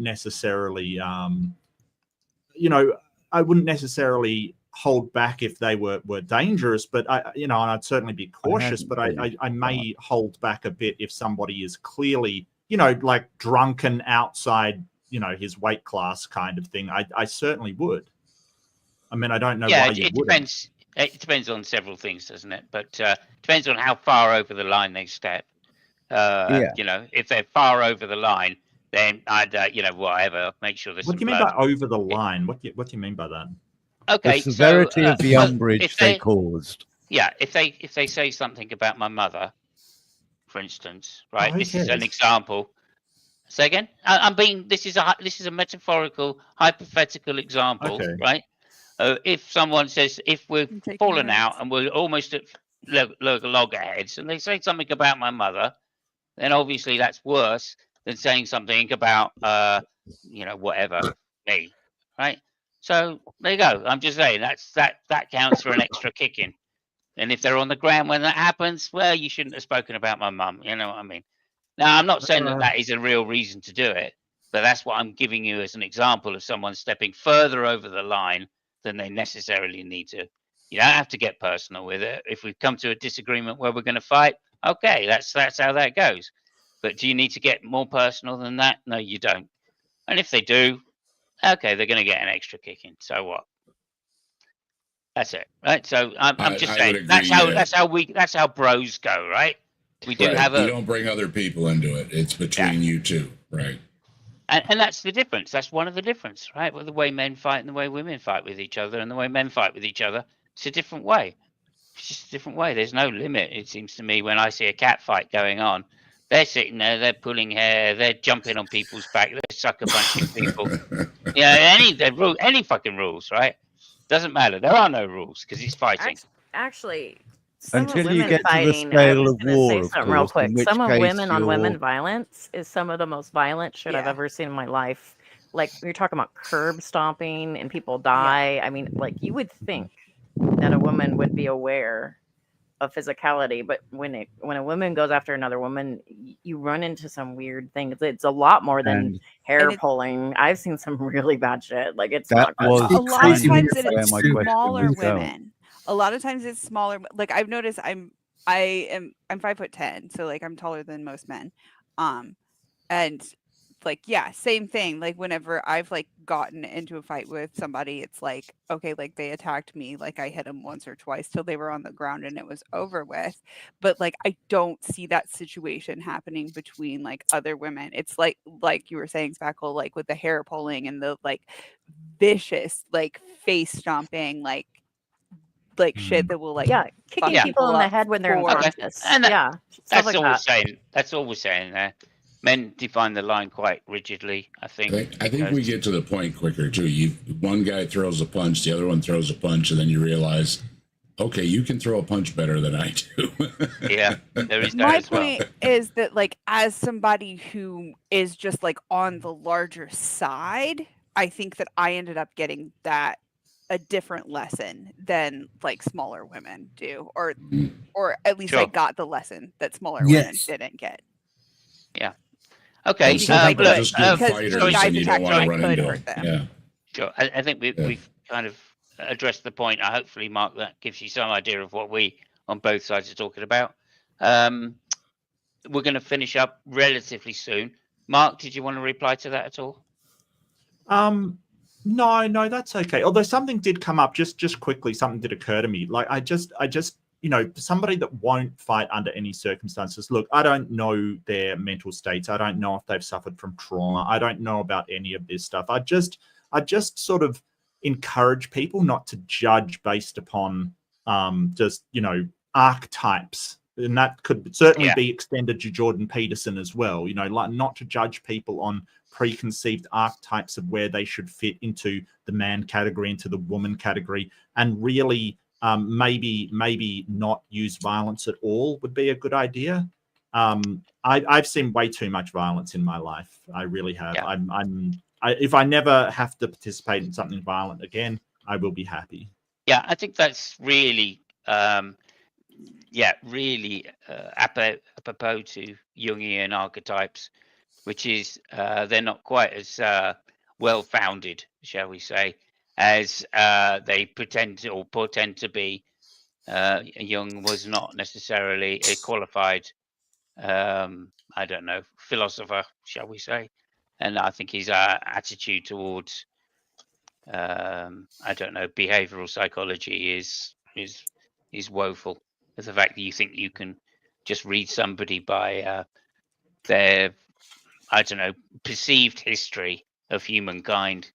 It's just, I don't know, not very helpful, shall we say. Well, this is what That's my happens. opinion on Young. I found it deeply interesting when I first read it. And then the more I read it, the more I went, yeah, but it's kind of superstitious bullshit, though, isn't it? But So, you'll get to me. You'll get to me eventually, Simon, because oh, okay, thank you. Go to you now, then, sir. no. That's not what I mean. I mean, eventually you'll get around to my position. Oh, okay, right, fair enough. And that's because he's continental philosophy. I'm telling you, it's awful. Yeah, I agree. All bad ideas. Last 200 years, continental philosophy. As a confirmed British person, I agree. But nonetheless, okay, so we're going to go around the room. Has anybody got anything to say before we go to the last remarks? Firstly, I do. Go ahead, please. In the I'm going to you'll regret find it this. online. There's a video of Jordan Peterson addressing a group of university students, and he's talking about the Song of Roland when he's talking about the archetype of the hero. You know, there's at least one person in that room who sat there wondering why this guy is talking about keyboards. Okay. Okay, jolly good. Sometimes he talks about things, and if you're slightly educated, you know that everybody in that damn room has no fucking idea what he's talking about because they never read the goddamn book. Yeah. Exactly. Well, I think the Jubilee thing was very insightful. Very insightful. Not that the Matt Dillahunty thing wasn't either, because it became clearer on that interview, or that conversation, I should say, without a moderator, that it became clear to me that you know, he has several layers of, shall we say, definitions, which he kind of retreats through before finally having a completely contradictory meaning to the original one he used, it seems. Maybe not completely contradictory, but shall we say a more, shall we say, trivial definition. I just want to say something too. Yeah, go ahead.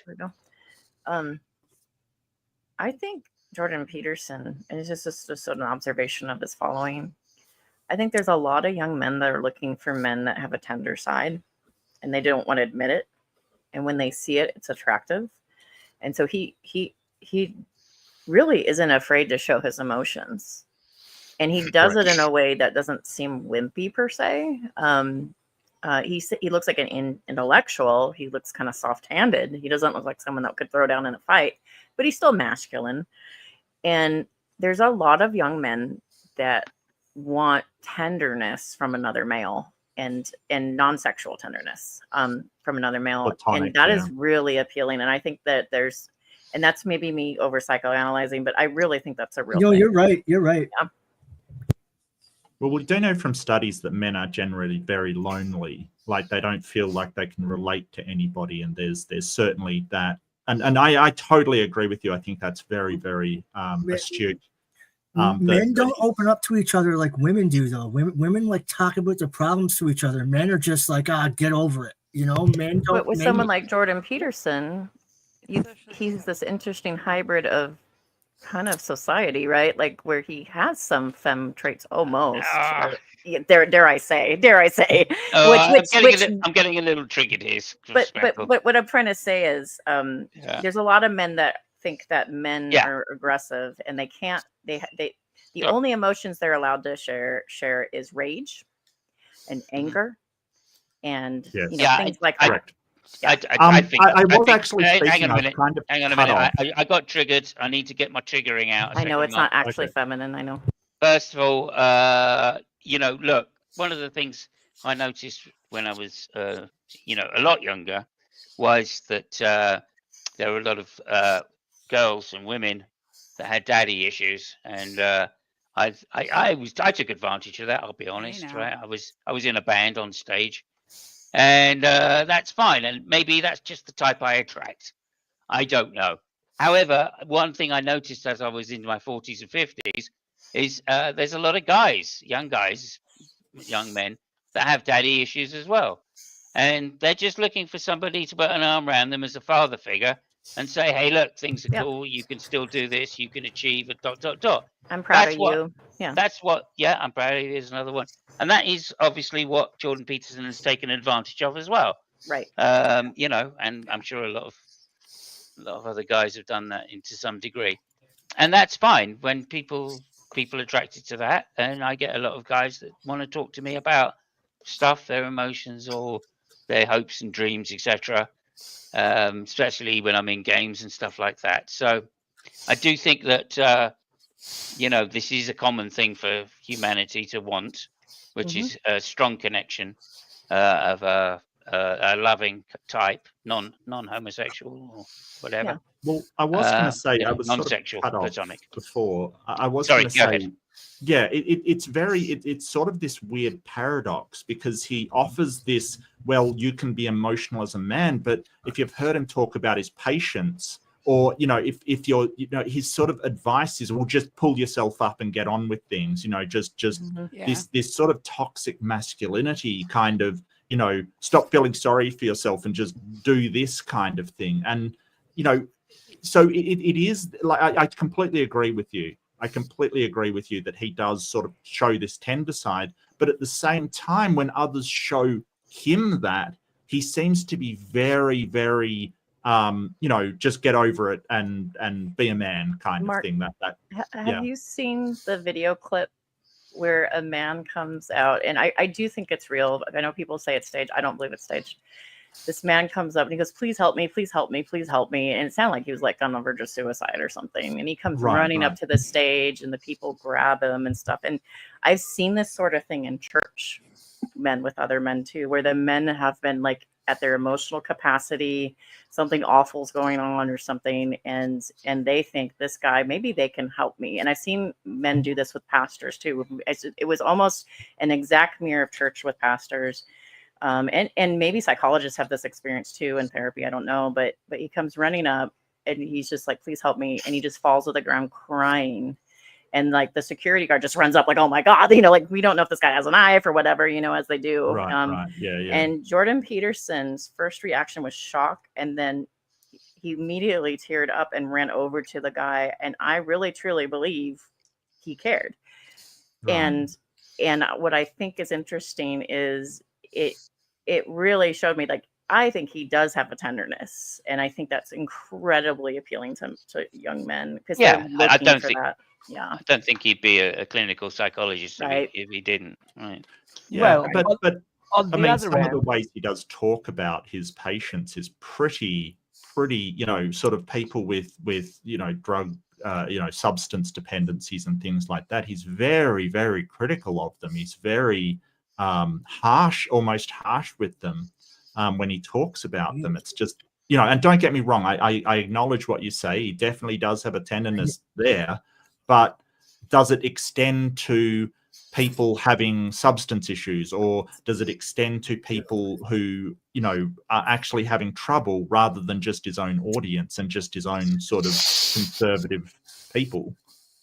Well, on the other end, you know, talking about people being too nice, there is also the fact that, I mean, he has discussions of being, you know, being nice guys and that kind of stuff, and he says that that people who are too nice will get taken advantage of, and talks about the importance of being capable of cruelty. Now, when he's pushed, you know, by saying, you know, that this sounds like, you know, he wants people to be some kind of sadistic dicks, he will say that, I mean, Peterson being Peterson, he will say that he's actually not talking about being cruel, but he's talking about being able to be cruel. As if there is a fucking difference, you bloody moron, you know? And he's not against nice people. He's just saying that the weak shall perish. So again, it's a weird word, you know. But being able to be cruel is different than being cruel. It's like the difference between needing a sword and not having one, and having a sword and not needing to use it. Well, if you okay, so if you are able to be cruel and you're never cruel, it's as if it doesn't matter if you're able to be cruel, right? Yeah, but it's If you have a sword fair and you enough. never use it, what use is the sword? Because the potential, because you have it at the ready in case you ever need it.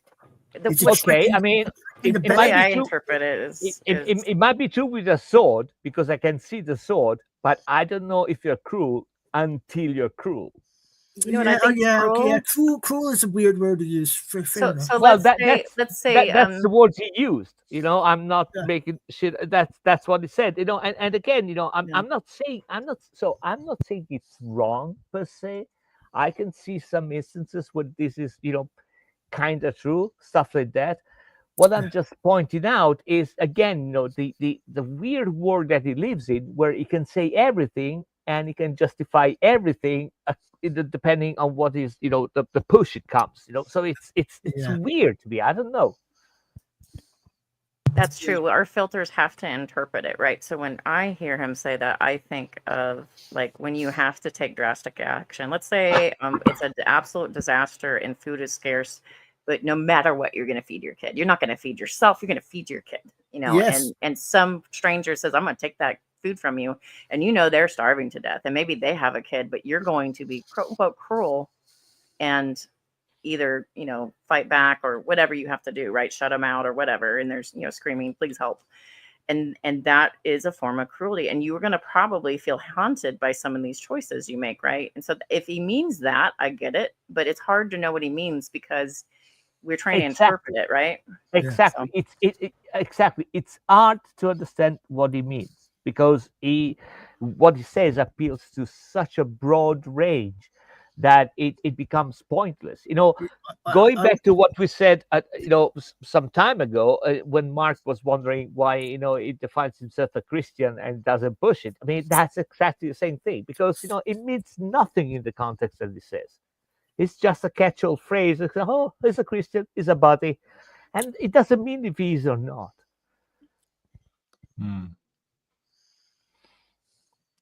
All right. Well, I might take off, people. Thanks so much for having me on. I really enjoyed it. It was a good conversation. And yeah. Mark, do you want to go first to just finish up anything you want to say? Yeah, I can't believe we haven't gotten to his relationship with his daughter, but never mind. That's fine. Yeah, that's weird. That's very strange. I will say that. You know, it's weird that he's a youngin because that seems almost very, you know, Freudian kind of relationship. Anyway, yeah, I'm Mark Reed. I'm an atheist, secular humanist. I do debate and conversations and generally muck around on YouTube because somebody forced me to. So yeah, I'm here. You want to, Mark? Would you Discord me your YouTube channel, and I will put it in the description for those that want to find you. Yeah, sure. And I think so, Jordan Peterson. So I think this Jubilee thing was very, very telling, and I found, you know, I totally agree. I think it was Simos that said it was incredibly interesting, and I would agree. I really agree. It was kind of this very illuminating sort of spotlight on this whole sort of Jungian archetype, but also sort of this sort of Neoplatonism that these things are actual real things in reality. I don't think, and I could be wrong, but I don't think he thinks that they are things in reality. I think that he thinks that society needs to believe that this you know, Jesus rose from the dead and all of this kind of stuff. So I think he is very guarded with his answers because he wants people to believe in the system of the religion, but I don't think he believes in the actual truth of the central claim of Christianity. And a lot of people have asked him whether Jesus is God, and he sort of says, well, Jesus, if you mean God by, like in the context of Marduk, a prophet or a representative of a God or a far-seeing person, then yes, he believes that. But you know, does he believe? Because my definition of God is pretty clear cut. You know, it's sort of a you know, a transcendent agent with power to alter or change the laws of nature, or transcend the laws of nature, to ignore them. And that's obviously not his definition. His when he says a god, it kind of is like he's referring to what I would say to be a metaphor. And he will not touch that metaphor thing. He will say, no, well, it depends what you mean by that. And it's just, he doesn't want to get to the fact, I think it is, that he just does not actually believe in the actuality of it, only of the necessity of that for society to function. But more importantly, for his family.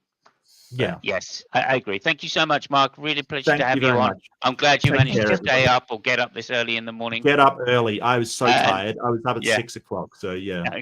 I really Just for appreciate you, that. It's Simon. been really Just for good to you. have you on. You're And fucking obviously, amazing. welcome anytime.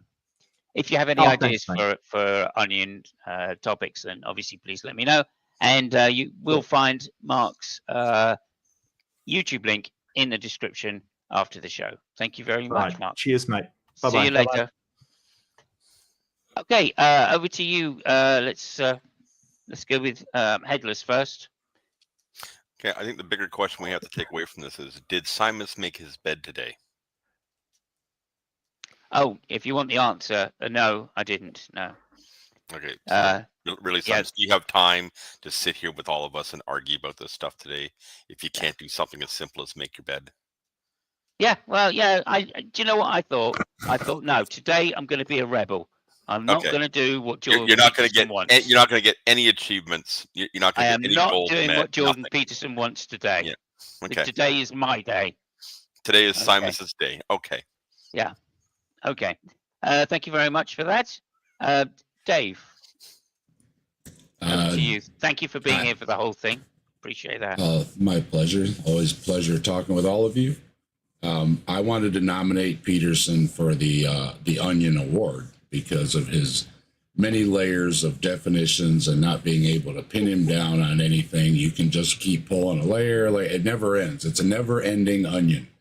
And I think he uses Christianity and as some of the others, the incel crowd. He the wide net reference from Fabio. The backtracking from Brian, I agree with all that. He's just all over the map, and I think it's intentional because that's how he can reach the most audience, sell the most books, or however he's making his money. And join us on Saturday for Saturday Night at the Atheist. We're going to revisit Wayne, so we'll be talking about toast and that magic is real. Mm-hmm. Absolutely. All a toaster has to do is wiggle its butt, and it could become a fish. Okay, that's Wayne, by the way. Okay, thank you for that, Dave. I'm really looking forward to Saturday, of course. Marcel, over to you. Thank you for coming on. First time on the show. Thank you very much indeed. Thank you for having me. I'm probably one of the more younger people here. It's nice to sit down with people who are older and wiser than me and have a nice conversation. But I was going to try and say this thing earlier. I think one of Peterson's ideas is that it's hard for people to orient a moral value structure without orienting themselves to something that they think is greater than them, be it God or Shinto or whatever it is. Any civilization has found that helps them find some semblance of a moral value structure. And I'll just leave it at that. And I'll gladly come back anytime. Thank you very much for having me. You of course will receive links. Okay, over to you, Speckle.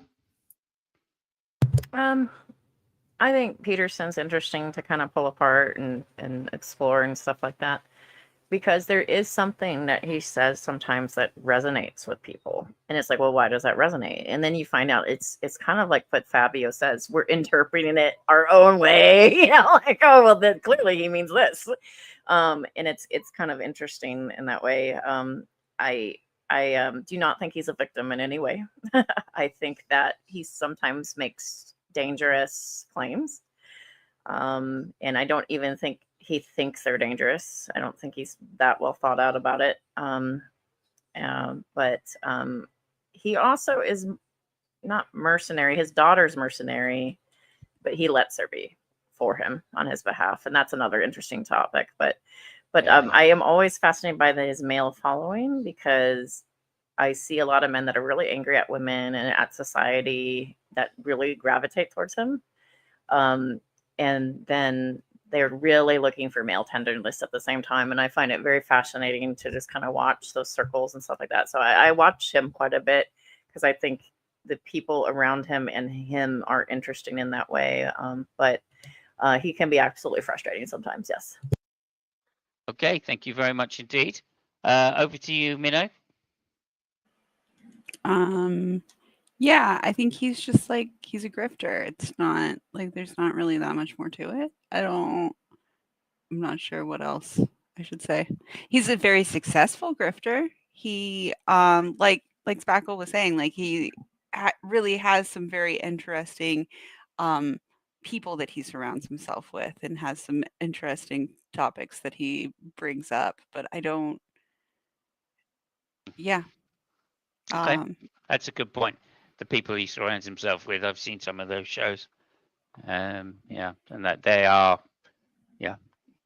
strange. They are strange to me. Let me put it that way. Okay. As life goes on, I become more like Serb. So let's go to the man himself, the myth, the legend, the three-headed beast of the internet, Serb, or Kerberos. Kerberos. Wait, who said that? I want to know. I don't remember who called me Care Bear, but that was me. Yeah, I like it. Short and sweet. The only thing worse than German philosophy is when the French decided they had good ideas. Oh yes, thank you so much for coming on, sir. As always. Okay, over to you, Brian. What say you, sir? I just want to say your father smells of elderberries, and I fart in your general direction. No. When it comes to Peterson, yes, he's a very interesting character to pull apart, as I think somebody Spackle just said. But yes, he and what Fabio was saying about anything to draw the crowd. I think that was Fabio. But yeah, he's a very interesting case study when it comes to discussing various topics that he discusses, some of which I can actually understand. Choosing my words carefully here. Not necessarily that I agree with him, but in some cases I don't disagree with him either, but quite not in the way that he means it. All that said, I just want to add my thanks to Care Bearers for joining us, and Spackle and Marcel. It's good to see you, and it's good to see Mark. And yeah, good wrap-up show, everybody. I think this was a good topic to end the series on. And yes, thank you for having me as a part of it. I appreciate it. It's been fantastic having you here, Brian. As always, we couldn't do it without you. Okay, and to end up, we're going to go to Fur, the big fur himself, Fabio. Well, I mean, I will say only this. I will say the catastrophe is coming. The dragons are out there, and go, guys, go clean your room.